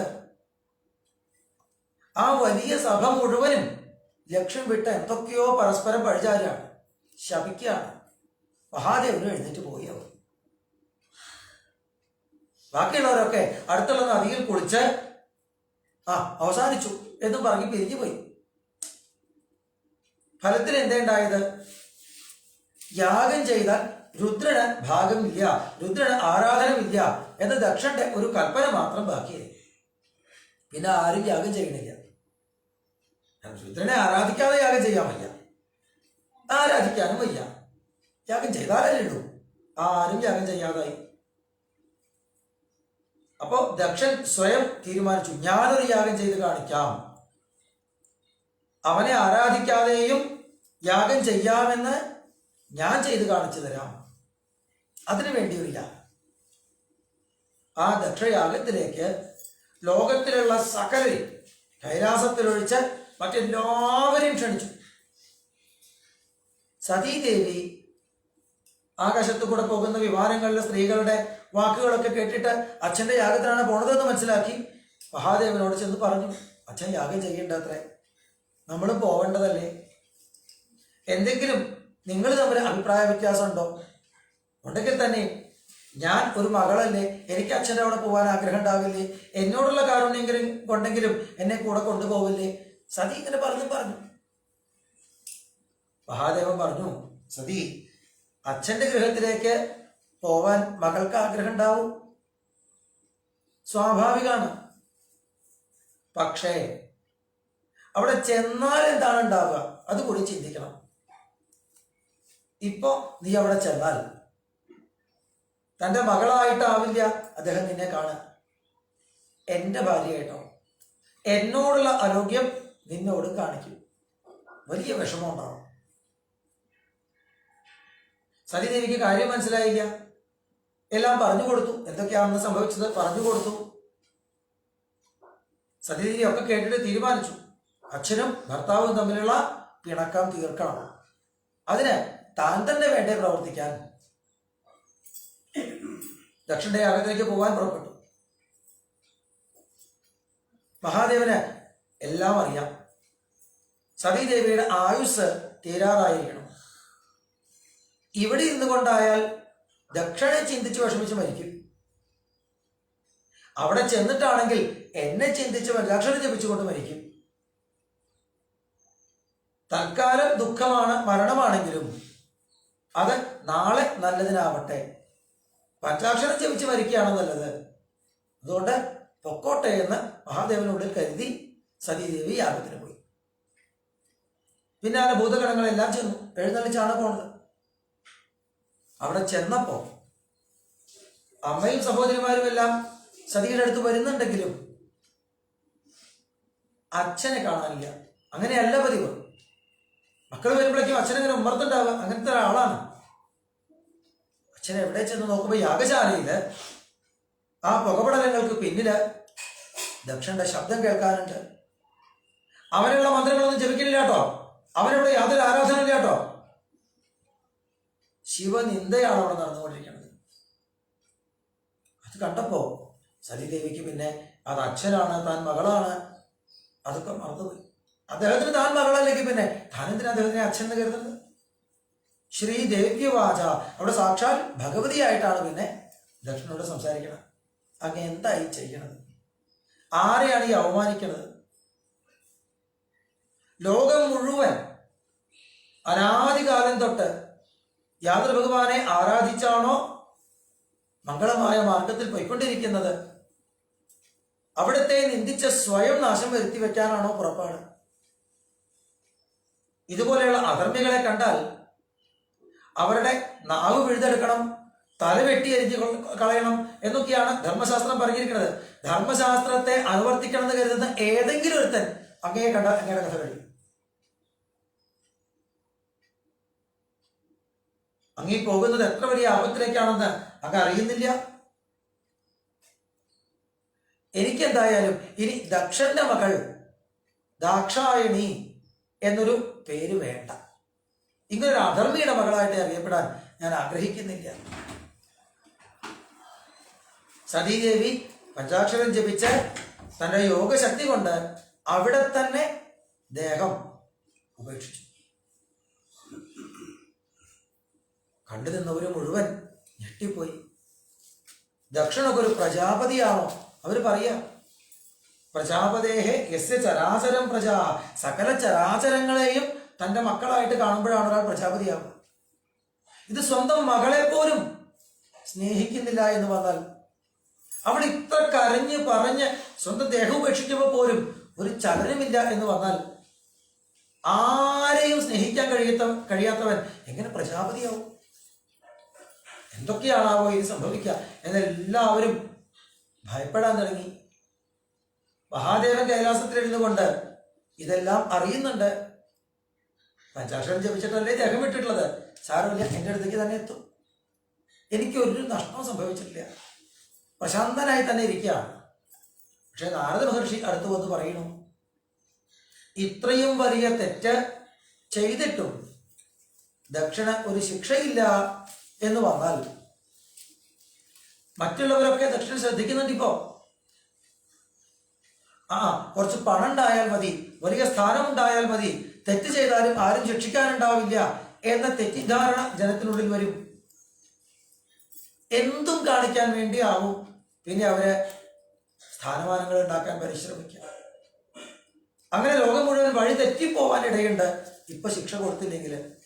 എന്നാൽ എത്ര ഉന്നത സ്ഥാനത്തിരിക്കുന്നവരും തെറ്റ് ചെയ്താൽ ശിക്ഷയുണ്ട് എന്നാണ് കാണുന്നതെങ്കിലോ,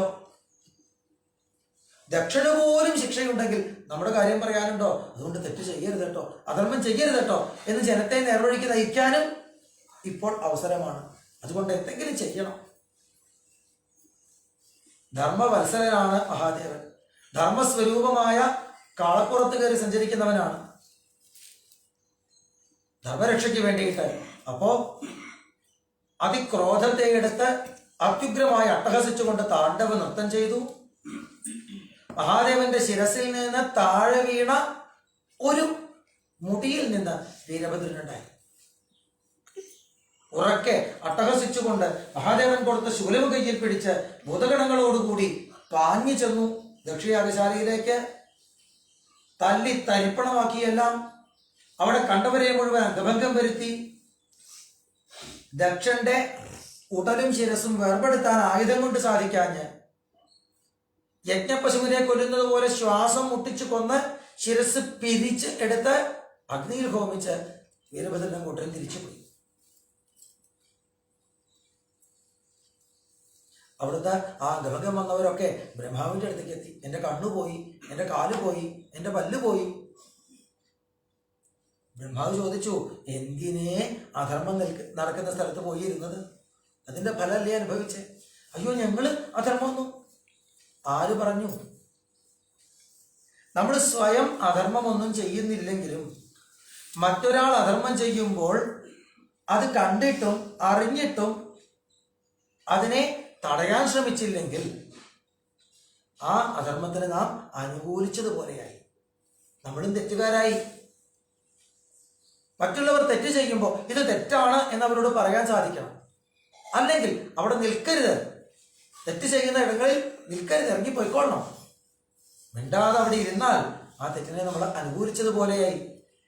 അതിന്റെ ഫലാണ് അനുഭവിക്കുന്നത്. ശിവനെ നിന്ദിച്ചതിന് വേറെ യാതൊരു പരിഹാരവും ഇല്ല. ശിവന്റെ തൃപ്പാദത്തിൽ തന്നെ ചെന്ന് നമസ്കരിക്കാം. എല്ലാവരെയും കൂട്ടി ബ്രഹ്മദേവൻ കൈലാസത്തിലേക്ക് കുളിച്ച് ഭസ്മം കുറിയിട്ട് പഞ്ചാക്ഷരം ജപിച്ചുകൊണ്ട് കൈലാസത്തിലേക്ക് അങ്ങനെ എല്ലാവരും കൂടി പോകുമ്പോ കൈലാസത്തിലെത്തി ഭഗവാനെ കാണണ്ട, കൈലാസത്തിലേക്ക് പോവുകയാണ് എന്ന് കരുതിക്കൊണ്ടൊരു 7 അടി വടക്കോട്ട് നടക്കുമ്പോഴേക്കും അവരുടെ ഉള്ളം ശാന്തമാവാൻ തുടങ്ങി, സമാധാനമാവാൻ തുടങ്ങി. കൈലാസത്തിന് മുകളിലെത്തി ദക്ഷിണാമൂർത്തിയായ അവിടുത്തെ കാണുമ്പോഴോ അവിടുത്തെ ആ ആനന്ദത്തില് എല്ലാം മറന്നു നിൽക്കുകയാണ് എല്ലാവരും. ബ്രഹ്മാവാണ് ഭഗവാനെ സ്തുതിച്ചതും നമസ്കരിച്ചതും എല്ലാവരുടെയും വേദനകൾ തീർത്തു കൊടുക്കണമെന്ന് പ്രാർത്ഥിച്ചു. മഹാദേവന്റെ ഒരു കടാക്ഷം കൊണ്ട് തന്നെ എല്ലാവരുടെയും സങ്കടങ്ങളും വേദനകളും തീർന്നു. ദക്ഷന് വേണ്ടിയും പ്രാർത്ഥന ചെയ്തു ബ്രഹ്മാവ്.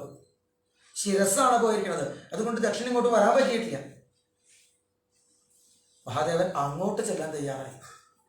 എന്നും തന്നെ നിന്ദിച്ചവൻ, തന്റെ പ്രിയപ്പെട്ട പത്നിയുടെ മരണത്തിന് കാരണമായവൻ, നമ്മളെ പോലുള്ളവരാണെങ്കിൽ ഒരിക്കലും പൊറുക്കില്ല. പക്ഷേ മഹാദേവന്റെ മഹിമ അതാണ്. ആ ദക്ഷനോടുള്ള കാരുണ്യം കൊണ്ട് അങ്ങോട്ട് ചെല്ലാൻ തയ്യാറായി. ദക്ഷന്റെ കബന്ധത്തിലേക്ക് ഒരു ആടിന്റെ ശിരസാണ് അത്രേ ബ്രഹ്മാവ് കൊണ്ടുവന്ന് വെച്ചത്. മഹാദേവന്റെ കടാക്ഷമേറ്റപ്പോഴേക്കും ജീവൻ തിരിച്ചു കിട്ടി, എഴുന്നേറ്റു. മഹാദേവനെ മുമ്പിൽ കണ്ടപ്പോ അതുവരെ ചെയ്ത തെറ്റുകളൊക്കെ ഓർത്തുകൊണ്ട് പശ്ചാത്താപത്തോടുകൂടി ദക്ഷൻ മഹാദേവനെ സ്തുതിച്ച് നമസ്കരിക്കണം. പിന്നെ അവിടെ ശ്രീഗുരുവായൂരപ്പൻ യജ്ഞമൂർത്തി തന്നെ പ്രത്യക്ഷമായി. ഭഗവാനെയും എല്ലാവരും സ്തുതിച്ച് നമസ്കരിച്ചു. ഭഗവാൻ ദക്ഷനെ അടുത്ത് വിളിച്ച് എല്ലാവരും കേൾക്കെ പറഞ്ഞു കൊടുത്തു. അഹം ബ്രഹ്മാച സർവശ്ച ജഗതഃ കാരണം പരം. ഞാനും ബ്രഹ്മാവും ശിവനുമൊന്നും വേറെ വേറെയല്ല. ഈ ജഗത്തിന് മുഴുവൻ കാരണമായ, സൃഷ്ടി സ്ഥിതി സംഹാരങ്ങൾക്ക് കാരണമായ ഒരേ ഒരു വസ്തുവാണ്. പല കാര്യങ്ങൾ ചെയ്യാൻ വേണ്ടി പല രൂപത്തിൽ നിൽക്കുന്നു എന്നേ ഉള്ളൂ. ഇത് വേറെ വേറെ എന്ന് ധരിച്ച് ഒന്നിനെ ആരാധിക്കുമ്പോഴും മറ്റുള്ളവയെ നിന്ദിക്കുന്ന രീതിയിൽ പോയതാണ് നിനക്ക് പറ്റിയ തെറ്റ്. ഒരിക്കലും ഇനി അങ്ങനെയായിരുന്നു എന്ന ഉപദേശത്തെ കൊടുത്ത് ദക്ഷനെ പറഞ്ഞയക്കണു. സതീദേവി തൻ്റെ ദേഹം ഉപേക്ഷിച്ചവളാണെങ്കിലും ഇതാ വീണ്ടും ഹിമവാന്റെ പുത്രിയായി ജനിച്ച് പാർവതിയായി ഭഗവാനെ തപസ് ചെയ്ത് ഭഗവാന്റെ തൃപ്പാദത്തിലേക്ക് തന്നെ എത്തിച്ചേരുകയും ചെയ്തു. ദക്ഷൻ ബൃഹസ്പതി സമം എന്ന് പറയുന്ന വലിയ യാഗമാണ് ചെയ്തത്. പക്ഷേ വലിയ നരകമാണ് അയാൾക്ക് ഫലമായിട്ട് കിട്ടിയത്. സതീദേവി അവനവന്റെ ശരീരത്തെ ഉപേക്ഷിക്കുക, ആത്മഹത്യ എന്ന വലിയ കൊടിയ പാപമാണ് ചെയ്തത്. പക്ഷേ മഹാദേവന്റെ തൃപ്പാദത്തിൽ വീണ്ടും എത്താൻ സാധിച്ചു. കർമ്മം എന്ത് നാം ചെയ്യുന്നു എന്നുള്ളതല്ല, ഏത് ഉദ്ദേശത്തോടെ ചെയ്യുന്നു. ദക്ഷൻ യാഗം ചെയ്തപ്പോഴും ശിവനെ നിന്ദിക്കണം എന്ന് കരുതിയാ ചെയ്തത്. സതീദേവി ദേഹത്യാഗം ചെയ്യുമ്പോഴും മഹാദേവന്റെ തൃപ്പാദത്തിൽ എത്തണം എന്ന ആഗ്രഹത്തോടെ ചെയ്തത്. കർമ്മം എന്താന്നുള്ളതല്ല, എന്ത് ഉദ്ദേശത്തോടെ ചെയ്യുന്നു അതനുസരിച്ചിട്ടാണ് ആ കർമ്മത്തിന് ഫലം. അത് ധർമ്മമോ അധർമ്മമോ ആകുന്നത്. അതുകൊണ്ട് നമ്മുടെ ജീവിതത്തില് നമുക്ക് പലതും ചെയ്യേണ്ടി വരും. ജീവിതം എന്ന് പറയുമ്പോൾ തന്നെ അങ്ങനെയാണ്. ഇവിടെ പലതും ചെയ്യേണ്ടി വരും. ഉദ്ദേശം നന്നാക്കി വെക്കുക, അതേ നമുക്ക് സാധിക്കൂ. നമ്മുടെ ചുറ്റിലുമുള്ള ആർക്കും വേദനയുണ്ടാവരുത്. നാം ചെയ്യുന്ന ഓരോ പ്രവൃത്തി കൊണ്ടും മറ്റുള്ളവർക്ക് കുറച്ചെങ്കിലും സന്തോഷം ഉണ്ടാവണം, ഭഗവാൻ സന്തോഷിക്കണം എന്ന ഒരു പ്രാർത്ഥനയോടുകൂടി ചെയ്യേണ്ടതൊക്കെ ചെയ്യുക. ഒരിക്കലും വഴിവഴക്കില്ല. ഞാൻ ചെയ്യുന്നു എന്ന അഹങ്കാരം വേണ്ട. നമുക്ക് എന്തെങ്കിലും ഒരു പഠിപ്പ് തന്നെങ്കിൽ, എന്തെങ്കിലും ഒരു അറിവ് തന്നെങ്കിൽ, എന്തെങ്കിലും പ്രവർത്തിക്കാൻ അവസരം തരുന്നെങ്കിൽ ഭഗവാൻ തന്നതാണ്. ഭഗവാന്റെ സന്തോഷത്തിന് ചെയ്യുന്നു. ആ ഒരു എളിമയോട് കൂടിയിട്ട് ഏത് പ്രവൃത്തിയും ചെയ്യും എങ്കിൽ ഒരിക്കലും വലിയ വലിയ നരകങ്ങളിലേക്ക്, ദുഃഖങ്ങളിലേക്ക് ചെന്നുപെടേണ്ടി വരില്ല. ഉള്ളില് നമുക്ക് നാഥനായിട്ടുള്ള ഭഗവാനെ മറന്നു പോവില്ല എന്ന് ആദ്യത്തെ ഒരു കഥ കൊണ്ട് നമുക്ക് കാണിച്ചു തന്നു. പിന്നെയാണ് മമ, എൻ്റെ, എനിക്ക് എന്നുള്ള ആ ഒരു ഭാവം ഉണ്ടല്ലോ, അതിനെക്കുറിച്ച് പറയുന്നത് ധ്രുവചരിതം എന്ന കഥയിലൂടെയാണ്. സ്വയംഭൂമനുവിന്റെ 3 പെൺകുട്ടികളെ കുറിച്ചല്ല ഇതുവരെ പറഞ്ഞത്. ആഹൂതി, ദേവഹൂതി, പ്രസൂതി. അവർക്ക് 2 സഹോദരന്മാരുണ്ട്, പ്രിയവ്രതൻ, ഉത്താനപാദൻ. പ്രിയവ്രതൻ ആദ്യകാലത്ത് വിവാഹമൊന്നും ചെയ്യണില്ല എന്ന് പറഞ്ഞ് സന്യാസമാർഗത്തിൽ പോയി. അപ്പൊ ഉത്താനപാദനാണ് വിവാഹം ചെയ്ത് പുത്രന്മാരുണ്ടായി ഇവിടെ വംശവർദ്ധന ചെയ്തത്, രാജ്യഭാരമൊക്കെ ചെയ്തത്. ഉത്താനപാദന് 2 ഭാര്യമാര്, സുനീതി, സുരുചി.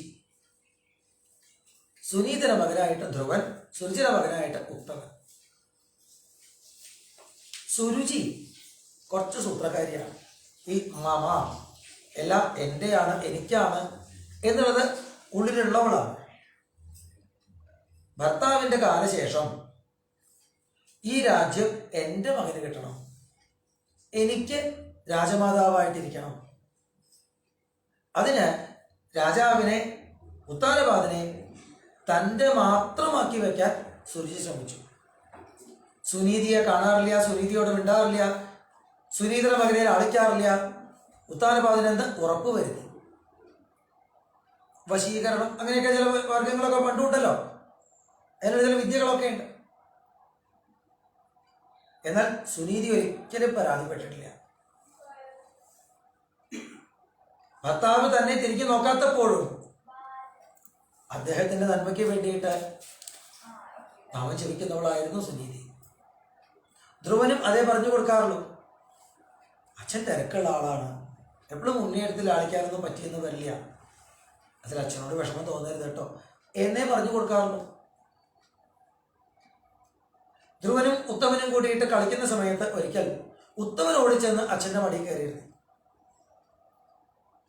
ഇപ്പൊ അച്ഛൻ്റെ മടിയിൽ കയറിയിരിക്കാൻ പറ്റിയ സമയമാണല്ലേ, അച്ഛന് തിരക്കില്ലാത്ത സമയമാണല്ലേ. ധ്രുവനും ഓടിച്ചെന്നു അടുത്തേക്ക്. പക്ഷേ ഉത്താനപാദന് ശങ്കയുണ്ട്, സുരുചി എങ്ങാനും കണ്ടുകൊണ്ട് വന്നാൽ. പറഞ്ഞതുപോലെ സുരുചി വരികയും ചെയ്തു. ഈ രാജാവിന്റെ മടിയിൽ കയറാൻ കൊതിച്ച് എന്നെ എടുക്കില്ല അച്ഛ എന്ന മട്ടിൽ നിൽക്കുന്ന ആ ഉണ്ണിയെ ചീത്ത പറഞ്ഞു ഓടിച്ചു കൊടുക്കുന്നു. പിന്നെ മഹാരാജാവിന്റെ മടിയിലാണോ കയറിയിരിക്കുന്നത്? അതിലൊക്കെ എന്റെ ഗർഭത്തിൽ ജനിക്കണം. അങ്ങനെ വല്ല ആഗ്രഹം ഉണ്ടെങ്കിലേ കാട്ടിൽ പോയി തപസ് ചെയ്ത് ഭഗവാന്റെ അടുത്ത് വരം മേടിച്ച് വേഗം ചത്ത് പിന്നെ എന്റെ ഗർഭത്തിൽ വന്നു പരക്ക് എന്നൊക്കെ പറഞ്ഞു അത്രേ. ധ്രുവന് അവിടെ നിന്ന് പോരുന്ന സമയത്ത് ചെറിയമ്മ ചീത്ത പറഞ്ഞുല്ലോ എന്ന സങ്കടമല്ല, അതിലധികം ഇങ്ങനെയൊക്കെ ചെറിയമ്മ തന്നോട് പറയുമ്പോ അച്ഛൻ തല കുമ്പിട്ടിരുന്നേടും. അച്ഛൻ എത്ര വിഷമായിട്ടുണ്ടാവും. അമ്മ എപ്പോഴും പറയാറുണ്ട് അച്ഛനെ വിഷമിപ്പിക്കരുത്, അച്ഛനെ വിഷമിപ്പിക്കരുത് എന്ന്. അപ്പൊ താൻ കാരണം അച്ഛന് വിഷമായില്ലേ. അമ്മയുടെ അടുത്ത് വന്നപ്പോഴേക്കും കുട്ടി കരയാൻ തുടങ്ങി. സുനീതി ഉണ്ണിയെ ചേർത്ത് പിടിച്ചു. എന്തേ പറ്റിയതാ ചോദിച്ചു. കുട്ടിയുടെ കരച്ചിൽ കൂടുകയാണ്. അവസാനം മറ്റാരോ പറഞ്ഞിട്ട് സുനീതി മനസ്സിലാക്കി, ഞാൻ കാരണം അച്ഛന് വിഷമുണ്ടായി. സുനീതി പറഞ്ഞു, ഉണ്ണി അങ്ങനെ വിഷമിക്കൊന്നും വേണ്ട. ചെറിയമ്മ നിന്നോട് പറഞ്ഞത് നല്ല കാര്യമാണ്, ഭഗവാനെ സേവിക്കൂ, ഭഗവാന്റെ കാരുണ്യം കൊണ്ടേ ആഗ്രഹങ്ങൾ സാധിക്കുള്ളൂ എന്ന് പറഞ്ഞത് നല്ല കാര്യമാണ്. പിന്നെ ഓരോരുത്തർക്കും ഓരോരോ സ്ഥാനം ഭഗവാൻ പറഞ്ഞിട്ടുണ്ടാവും. നിന്റെ അച്ഛൻ മനുപുത്രനായതും മുത്തശ്ശൻ മനുവായതും അദ്ദേഹത്തിന്റെ അച്ഛൻ ബ്രഹ്മാവായതും ഭഗവാൻ അവർക്ക് കൊടുത്ത സ്ഥാനമാണ്. അതുപോലെ ഉണ്ണിയെ ഇവിടെ ജനിപ്പിക്കുമ്പോൾ ഭഗവാൻ ഉണ്ണിക്ക് ഒരു സ്ഥാനം ഇവിടെ കൽപ്പിച്ചിട്ടുണ്ടാവും. അതെന്താന്ന് ഇപ്പൊ നമുക്ക് അറിയില്ല. നമ്മൾ ഭഗവാനെ സേവിച്ചാൽ ഭഗവാൻ നമ്മളെ അവിടേക്ക് എത്തിക്കും. അതുകൊണ്ട് നമ്മൾ ജീവിതത്തിൽ ഒരൊറ്റ കാര്യം ചെയ്യേണ്ടതുള്ളൂ, ഭഗവാനെ സേവിക്കാം. പിന്നെ കൊണ്ടു നടക്കേണ്ടതും എത്തേണ്ടടുത്ത് എത്തിക്കേണ്ടതും ഒക്കെ ഭഗവാനാണ്. ഉണ്ണി ഭഗവാനെ സേവിച്ചോളൂ കേട്ടോ. അമ്മയെ പ്രദക്ഷിണം വെച്ച് നമസ്കരിച്ച് അവിടെ നിന്ന് ഇറങ്ങി നടന്നു ധ്രുവൻ. കാട്ടിലേക്ക് പോകുന്ന ധ്രുവനെ ഒരാളും ശ്രദ്ധിച്ചില്ല. രാജാവിന് വേണ്ടാത്ത രാജകുമാരനെ നാട്ടുകാർക്ക് വേണം. ഒരാളും ശ്രദ്ധിച്ചില്ല എവിടേക്കായി കുട്ടി പോണത്. സുരുചിക്ക് സന്തോഷമായി. കാട്ടിൽ പോയിട്ട് അവൻ എങ്ങനെയെങ്കിലും അവിടെ തീർന്നോളൂ. ഇനിയിപ്പോ രാജ്യം നാളെ എന്റെ മകന് തന്നെ കിട്ടുന്ന ഉറപ്പായി. സുരുചി സമാധാനിച്ചു. പക്ഷേ വഴിയിൽ വെച്ച് ശ്രീനാരദ മഹർഷി ധ്രുവനെ അനുഗ്രഹിച്ച് അയാളുടെ ഉള്ളിലെ ആ ഭഗവാനെ കാണണം എന്നുള്ള ആഗ്രഹം ശക്തമാണ് എന്ന് മനസ്സിലാക്കി ജപിക്കാൻ ഓം നമോ ഭഗവതേ വാസുദേവായ എന്ന ദ്വാദശാക്ഷരി മന്ത്രത്തെ കൊടുത്തു. ധ്യാനിക്കാൻ ഭഗവാന്റെ രൂപം പറഞ്ഞു കൊടുത്തു. എവിടെ ചെന്നിട്ടാണ് തപസ് ചെയ്യേണ്ടത്, അതിന് സ്ഥാനം, യമുനാതീരത്തെ മധുവനം ഒക്കെ പറഞ്ഞു കൊടുത്ത് അനുഗ്രഹിച്ച് യാത്രയാക്കി നാരദ മഹർഷി. എന്നിട്ട് ഉത്താനപാദന്റെ അടുത്തേക്ക് വന്നു. ഉത്താനപാദൻ ആകെ വിഷമിച്ചിരിക്കുകയാണ്. മഹർഷി അടുത്ത് ചെന്ന് ചോദിച്ചു, എന്തേ പറ്റിയത്? ഒരു മകൻ എന്റെ മടിയിൽ കയറിയിരിക്കണം എന്നൊരു ആഗ്രഹം പോലും എനിക്ക് അവന് സാധിച്ചു കൊടുക്കാൻ പറ്റിയില്ല. അവരിന്ന് ഇറങ്ങി പോയിരിക്കണോ കാട്ടിലേക്ക്? എന്തിനാ മഹർഷിയെ ഞാനൊക്കെ രക്ഷനായത്? സ്വന്തം കുട്ടിയുടെ ആഗ്രഹം സാധിച്ചു കൊടുക്കാത്തവൻ എങ്ങനെ ഈ ലോകത്തുള്ള ആൾക്കാരെ മുഴുവൻ പാലിക്കുന്നവനായി തീരും? നാരദ മഹർഷി പറഞ്ഞു, രാജാവേ, നമ്മൾ സാധാരണയ്ക്ക് ഞാൻ അച്ഛനാണ്, ഇത് മകനാണ് എന്നൊക്കെ പറയുമെങ്കിലും സത്യത്തിൽ ഓരോ ജീവനും സ്വതന്ത്രമല്ലേ? അച്ഛനും അമ്മയും മക്കളെ രക്ഷിക്കാൻ കഴിവുള്ളവരാണെങ്കിൽ അച്ഛനമ്മമാരിയ്ക്കുമ്പോൾ ഒരിക്കലും മക്കൾക്ക് ആപത്ത് വരാൻ പാടില്ല. പക്ഷെ അങ്ങനെ സംഭവിക്കാറുണ്ടല്ലോ. വൈദ്യൻ തൻ്റെ അടുത്ത് വരുന്ന രോഗിയെ രക്ഷിക്കാൻ പൂർണ്ണമായും കഴിവുള്ളവനാണെങ്കിൽ വൈദ്യന്റെ ചികിത്സയിലിരിക്കുമ്പോൾ രോഗിക്ക് മരണം വരാൻ പാടില്ല. അങ്ങനെ സംഭവിക്കാറുണ്ടല്ലോ. നമ്മളൊക്കെ വ്യവഹാരത്തിൽ പറയണു അച്ഛനാണ്, മകനാണ്, ഭർത്താവാണ്, ഭാര്യയാണ് എന്നൊക്കെ. പക്ഷെ സത്യത്തിൽ ഭഗവാൻ ആരെ രക്ഷിക്കണു അവർ രക്ഷപ്പെടണം, അത്രയേ ഉള്ളൂ. എല്ലാവരും ഭഗവാന്റെ കയ്യിലെ വസ്തുക്കൾ മാത്രമാണ്. പക്ഷെ ഇതറിയാൻ തനിക്ക് തന്റെ ഭഗവാനേ ഉള്ളൂ, താൻ ഭഗവാന്റേത് മാത്രമാണ് എന്നറിയാൻ സാധാരണയ്ക്ക് ഒരാൾക്ക് ഭാഗ്യം കിട്ടാറില്ല. ചിലപ്പോ 40, 50, 60, 70 വയസ്സ് കഴിഞ്ഞാൽ പോലും അതറിയാൻ ഭാഗ്യം കിട്ടാറില്ല. എന്നാൽ അങ്ങയുടെ മകന് 5 വയസ്സേ ഉള്ളൂ. ഇപ്പൊ തന്നെ തീരുമാനമായിരിക്കണോ, എനിക്കെന്റെ ഭഗവാനേ ഉള്ളൂ. അവൻ നല്ല കുട്ടിയാണ്. അവൻ ലോകപാലന്മാർക്ക് പോലും ചെയ്യാൻ കഴിയാത്ത അത്യത്ഭുതമായ കർമ്മം ചെയ്ത് തപസ് ചെയ്ത് ഭഗവാനെ സാക്ഷാത്കരിച്ച് തിരിച്ചു വരും. നാളെ ഉത്താനപാദന്റെ മകൻ ധ്രുവൻ എന്നൊന്നും ഒരാളും പറയില്ല. ധ്രുവന്റെ അച്ഛൻ ഉത്താനപാദനായിരുന്നു, അങ്ങനെ പറയുള്ളൂ. മകനെ കൊണ്ട് മിടുക്കനായ മഹാനായ ഒരു മകനെ കൊണ്ട് കീർത്തി ഉണ്ടാവുക, അതല്ലേ ഒരു അച്ഛന്റെ ഏറ്റവും വലിയ ഭാഗ്യം. ഇനി മകന് വേണ്ടി എന്തെങ്കിലും ചെയ്യണം എന്ന ആഗ്രഹം ബാക്കിയുണ്ടെങ്കിൽ നാമം ജപിച്ചു എന്ന് പറഞ്ഞു കൊടുത്ത് നാരദ മഹർഷി പോയി. ഉത്താനപാദന അപ്പോൾ മുതൽക്ക് തിരുനാമം ജപിക്കാൻ തുടങ്ങി. എന്റെ മകന് വേണ്ടി എനിക്ക് അതേ ചെയ്യാനുള്ളൂ, ബാക്കിയൊക്കെ ഭഗവാൻ കൊടുത്തോട്ടെ. അങ്ങനെ നാമം ജപിച്ചിരിക്കുന്ന ഉത്താനപാദന്റെ അടുത്ത് പതിവ് പോലെ ചിരിച്ചുകൊണ്ട് സുരുചി വന്നപ്പോ അദ്ദേഹം മാറിയിരുന്നു. സുരുചിക്ക് മനസ്സിലായി ധ്രുവൻ ഇറങ്ങിപ്പോയി, ഇനി അയാൾ തിരിച്ചു വരാതെ തന്റെ ഭർത്താവ് തന്നെ സ്നേഹിക്കില്ല. ധ്രുവൻ തിരിച്ചു വരണമെന്നത് ഇപ്പൊ സുരുചിയുടെയും ആവശ്യമായി. അവരും പ്രാർത്ഥിക്കാൻ തുടങ്ങി ഭഗവാനോട്, അവരും നാമം ജപിക്കാൻ തുടങ്ങി.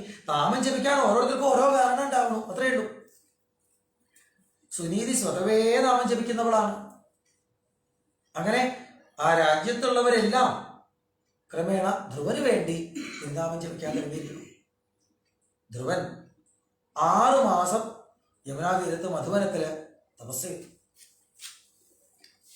ആദ്യത്തെ 1 മാസം കഴിയുമ്പോഴേക്കും ഒരു 3 ദിവസം വരേക്കും വിശപ്പും ദാഹവും ഒന്നും അറിയാതെ ജപിച്ചുകൊണ്ടിരിക്കാൻ അയാൾക്ക് കഴിവായി. ഉണർന്നു കഴിഞ്ഞാൽ അടുത്തുള്ള നദിയിൽ കുളിക്കുക, കുറച്ചെന്തെങ്കിലും ഫലമൂലങ്ങളൊക്കെ കഴിക്കുക, വെള്ളം കുടിക്കുക, വീണ്ടും തപസ് ചെയ്യുക.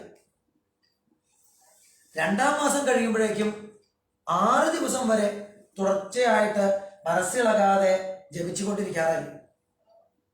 ഉണർന്നു കഴിഞ്ഞാൽ നദിയിലിറങ്ങി കുളിക്കുക, അവിടെ അപ്പം കിട്ടുന്ന വല്ല ഉണങ്ങിയ ഇലയൊക്കെ തിന്നുക, വെള്ളം കുടിക്കുക, വീണ്ടും തപസ് ചെയ്യുക. സമയം കളയാനില്ല, മറ്റോരോന്ന് അന്വേഷിച്ചു പോകാനെന്നേ, വീണ്ടും ഭഗവാനെ സേവിക്കുക.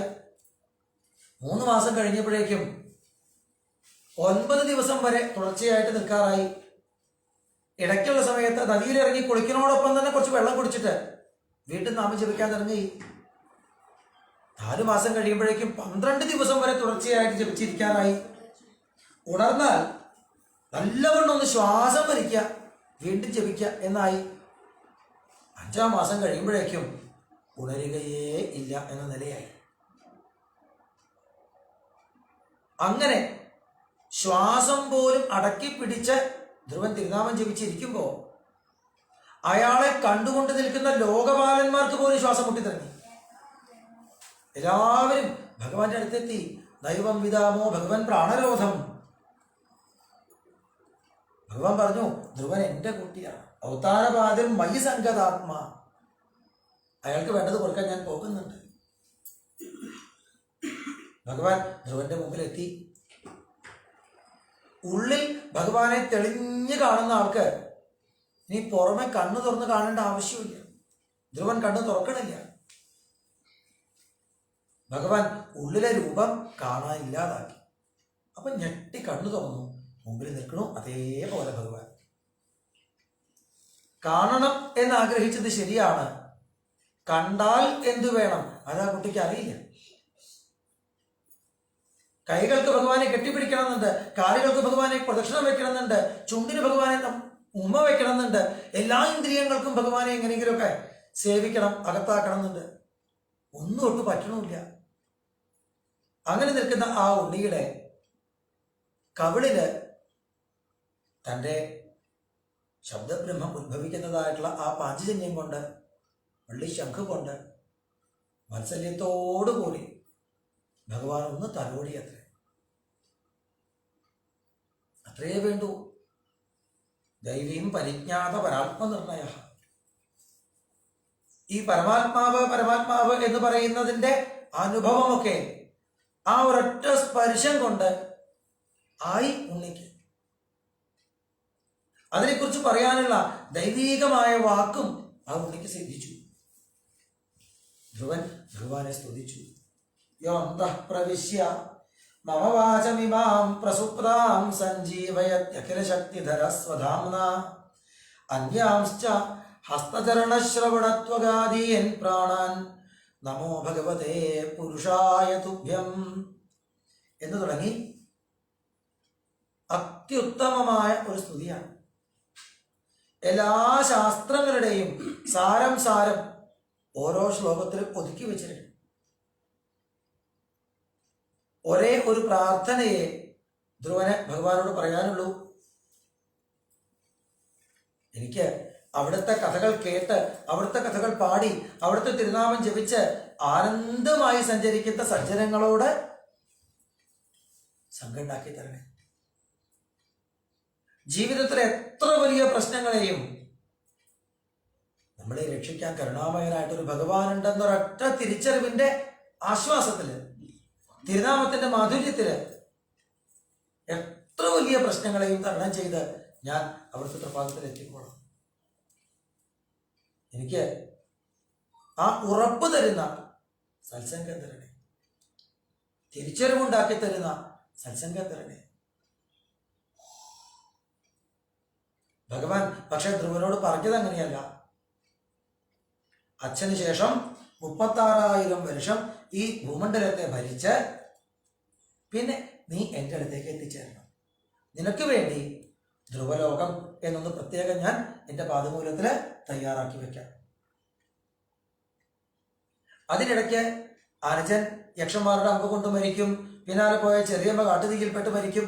അതൊക്കെ അവർ ചെയ്ത കർമ്മത്തിന്റെ അവരനുഭവിക്കണം എന്ന് കരുതിയാൽ മതി. നീ എൻ്റെ നാമം ജപിച്ചോളൂ, എന്നെ ഭജിച്ചോളൂ. ഭഗവാൻ ദാനം ചെയ്തു. ധ്രുവൻ നാട്ടിലേക്ക് തിരിച്ചു വരികയാണ്. വലിയ സന്തോഷമൊന്നുമില്ല. ഒരാൾക്കും തന്നെ വേണ്ട.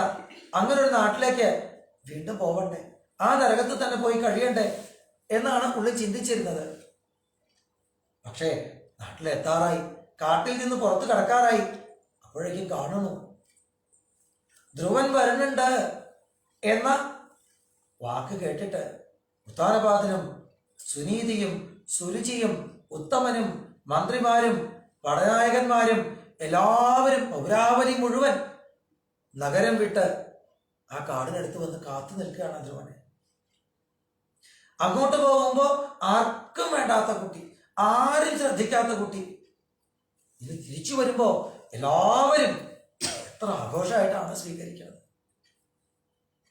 ധ്രുവൻ കരുതി എന്തു മാറ്റമാണ് തനിക്കുണ്ടായിട്ടുള്ളത്. അങ്ങോട്ട് പോയ അതേ ധ്രുവനല്ലേ തിരിച്ചു വരുന്നത്. ഒറ്റ വ്യത്യാസമേ ഉള്ളൂ, ഭഗവാൻ തന്നെ അനുഗ്രഹിച്ചിട്ടുണ്ട്. ഭഗവാന്റെ ആ ഒരു ദർശനം, സ്പർശനം ജീവിതത്തില് എത്ര വലിയ മാറ്റമാണ് ഉണ്ടാക്കുന്നത്. ധ്രുവൻ തിരിച്ചറിയണു അവിടെ നിന്ന് കിട്ടുന്ന ലാളനകള്, അംഗീകാരങ്ങള് ഭഗവാന്റെ കൃപയുടെ ഓരോരോ അംശങ്ങൾ മാത്രമാണ്. ഒരിക്കലും അതിൽ മതിമറന്നു പോയിട്ടില്ല ധ്രുവന്. അച്ഛനെ നമസ്കരിച്ച്, ചെറിയമ്മയെ നമസ്കരിച്ച്, അനിയനെ ആലിംഗനം ചെയ്ത്, അവനവന്റെ അമ്മയെ നമസ്കരിച്ച് അവരോടൊപ്പം കൊട്ടാരത്തിൽ ചെന്ന് സുഖമായിട്ട് കഴിയണം ധ്രുവൻ. അച്ഛനോടും അമ്മയോടും ഓരോരുത്തരോടും എങ്ങനെ പെരുമാറിയാലാണ് അവർക്ക് സന്തോഷമാവുക, ആ രീതിയിൽ പെരുമാറും. തനിക്ക് വേണ്ടിയല്ല തൻ്റെ ജീവിതം, തൻ്റെ ഓരോ നിമിഷവും തൻ്റെ ചുറ്റിലുള്ള ഓരോരുത്തരുടെയും സന്തോഷത്തിന് വേണ്ടിയിട്ടാണ്.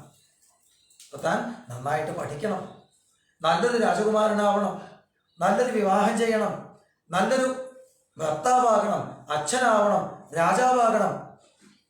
അതൊക്കെയാണ് ഇവരെല്ലാം ആഗ്രഹിക്കുന്നത്. അതുകൊണ്ട് താൻ നന്നായിട്ട് പഠിക്കണം. ഇവർ സന്തോഷിക്കട്ടെ, ഇവരിലൂടെ ഭഗവാൻ സന്തോഷിക്കട്ടെ. കൂടുതൽ കൂടുതൽ ചുമതലാബോധമുള്ളവനായി, ധർമ്മബോധമുള്ളവനായി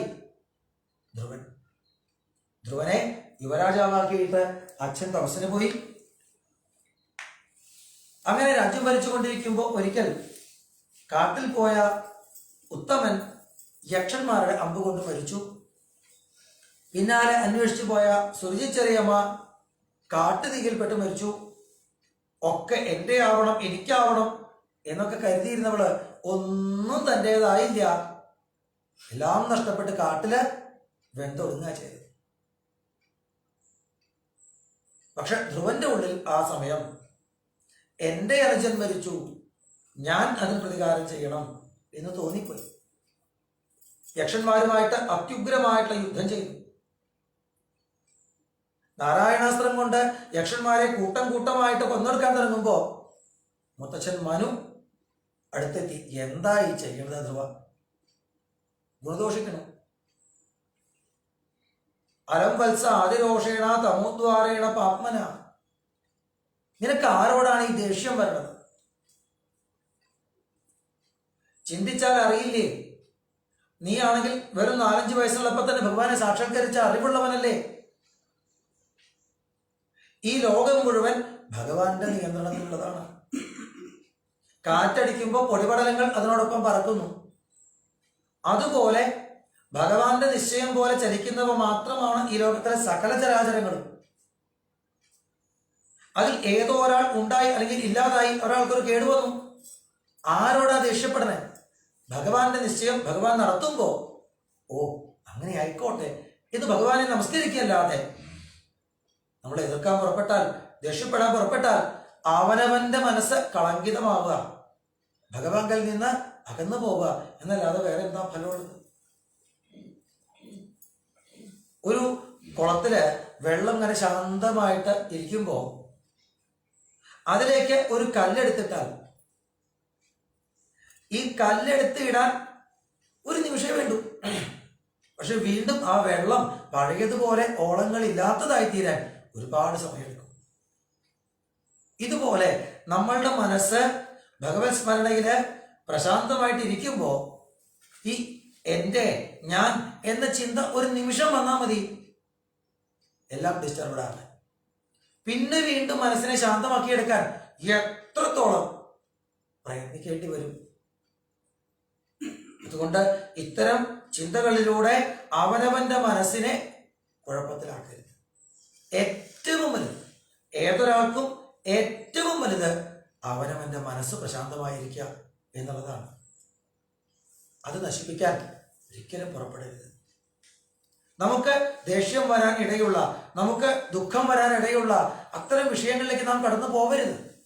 അപ്പോഴെല്ലാം കൂടുതൽ കൂടുതൽ ഭഗവാന്റെ നാമം ജപിക്കുക, ഭഗവാനിലേക്ക് മനസ്സ് വെക്കുക, മനസ്സ് ശാന്തമാക്കി കൊണ്ടു നടക്കുക എന്നുള്ളത് നമ്മുടെ ചുമതലയാണ്. ഒരു തേരോടിക്കുന്ന ഒരാള് 4 കുതിരകളെ പൂട്ടിയിട്ടുണ്ട്. കുതിരകൾ അവയുടെ ഇഷ്ടം പോലെ ഓടാൻ ആഗ്രഹമുള്ളവനാണ്. പക്ഷേ അവയെ നിയന്ത്രിച്ച് നേർവഴിക്ക് കൊണ്ടുപോയി ഇയാളുടെ ചുമതലയാണ്. എന്നാലേ നമുക്ക് നേർവഴിക്ക് പോകാൻ സാധിക്കുള്ളൂ. കാർ ഓടിക്കുന്ന ഒരാള് അതിൽ കയറിയിരുന്നു, സ്റ്റാർട്ട് ചെയ്തു, തോന്നിയ പോലെ പോകാനല്ല, അതിനെ എവിടെയും തട്ടാതെ മുട്ടാതെ മുന്നോട്ട് കൊണ്ടുപോകാന്നത് നമ്മുടെ ആവശ്യമാണ്, നമ്മുടെ ചുമതലയാണ്. അതുപോലെ ജീവിതം സന്തോഷമായി സമാധാനമായി ഇരിക്കുക എന്നുള്ളത് നമ്മുടെ ആവശ്യമാണ്, അത് നമ്മുടെ ചുമതലയാണ്. അവനവന്റെ മനസ്സിനെ കുഴപ്പിക്കുന്ന, നമ്മുടെ സമാധാനം കളയുന്ന വിഷയങ്ങളിലേക്ക് പോവാതിരിക്കേണ്ടത് നമ്മളുടെ തന്നെ ഉത്തരവാദിത്വമാണ്. അത്തരം ഇടങ്ങളിൽ എത്തുമ്പോൾ കൂടുതൽ നാമം ജപിക്കാം. ഇത് നാം ശ്രദ്ധയോടെ ചെയ്യേണ്ടതാണ്. ധ്രുവ, ഒരിക്കലും ഈ കോപം നല്ലതല്ല. മുത്തശ്ശൻ പറഞ്ഞു കൊടുത്തു. അങ്ങനെ ധ്രുവൻ വേഗം മുത്തശ്ശനെ നമസ്കരിച്ച് യക്ഷന്മാരുടെ രാജാവായിട്ടുള്ള കുബേരനെ പോയി നമസ്കരിച്ചു. എനിക്ക് തെറ്റുപറ്റി എന്ന് സമ്മതിച്ചു. കുബേരൻ സന്തോഷത്തോടെ ചോദിക്കണം, എന്താണ് വരം വേണ്ടതെന്ന്. ധ്രുവൻ പറഞ്ഞു, ഒരു നിമിഷം പോലും ഭഗവാനെ മറക്കാനിടവരില്ല എന്നൊരു വരം തന്നാൽ മതി. ഒരു നിമിഷം മറന്നുപോയി, എന്റെ അനുജൻ മരിച്ചു എന്ന് തോന്നി, ഞാൻ പ്രതികാരം ചെയ്യണം എന്ന് തോന്നി, അതാണ് ഇത്രയും വലിയ കുഴപ്പങ്ങളൊക്കെ ഉണ്ടാക്കിയത്. ഒരു ക്ഷണം എല്ലാം ഭഗവാന്റെ നിശ്ചയമാണെന്നത് മറന്നുപോയപ്പോഴാണ്. ഭഗവാനെ മറക്കാൻ ഇടവരില്ല എന്ന് ഒരു വരം തന്നാൽ മതി, വേറൊന്നും വേണ്ട. ഇതാണ് ധ്രുവൻ ആവശ്യപ്പെട്ടത്. ഇതാണ് ജീവിതത്തിലെ ഏറ്റവും വലിയ സമ്പത്ത്, അഖണ്ഡമായ ഭഗവത് സ്മരണം. അങ്ങനെ തുടർന്നുള്ള 36,000 വർഷവും രാജ്യം ഭരിച്ച് പുത്രന്മാരെ രാജഭാരം ഏൽപ്പിച്ച് ധ്രുവൻ നരനാരായണ ആശ്രമത്തിലെ ബദരികാശ്രമത്തിൽ പോയി തപസ് ചെയ്തു. ഭഗവാന്റെ പാർഷദന്മാര് വിമാനവും കൊണ്ട് അവിടെ വന്നു. അവരോടൊപ്പം ആ വിമാനത്തിൽ പ്രവേശിക്കുന്നതിന് മുൻപേ ഈ ഭൂമിയില് ഉള്ള എല്ലാവരെയും നമസ്കരിച്ചു. ഇവിടെയുള്ള സകല മനുഷ്യരും മൃഗങ്ങളും പക്ഷികളും ഓരോ പുൽക്കൊടിയും മണൽത്തരിയും എല്ലാം, ഞാൻ ഇന്ന് ഗുരുവായൂരപ്പന്റെ അടുത്തേക്ക് പോവുകയാണെങ്കിൽ അതിൽ എനിക്ക് അനുഗ്രഹം ചെയ്തവരാണ്. ഇവരെല്ലാം ചേർന്നാണ് എന്നെ ഭഗവാന്റെ ആളാക്കിയത്.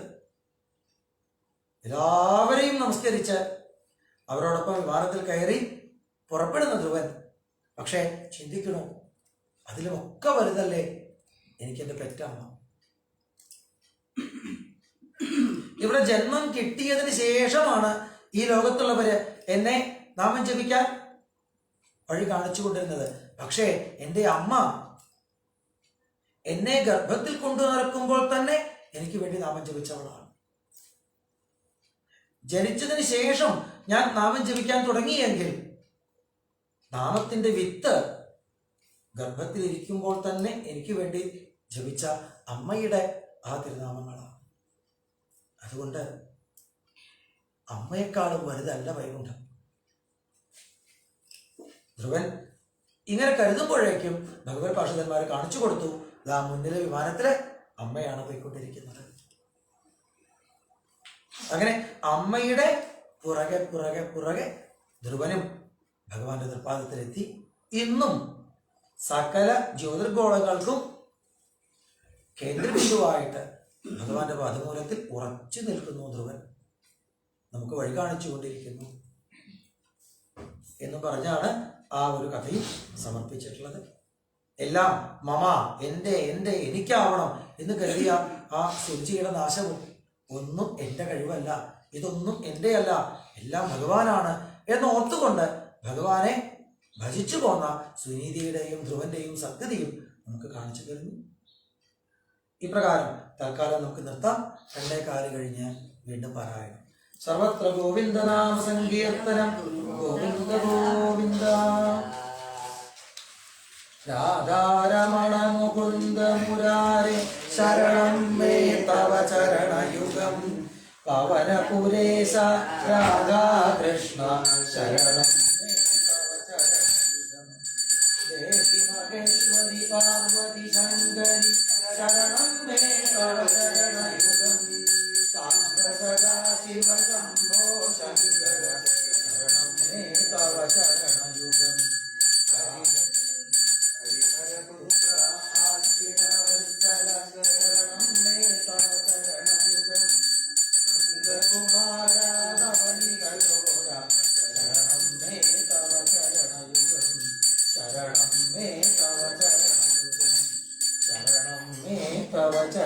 യുഗം.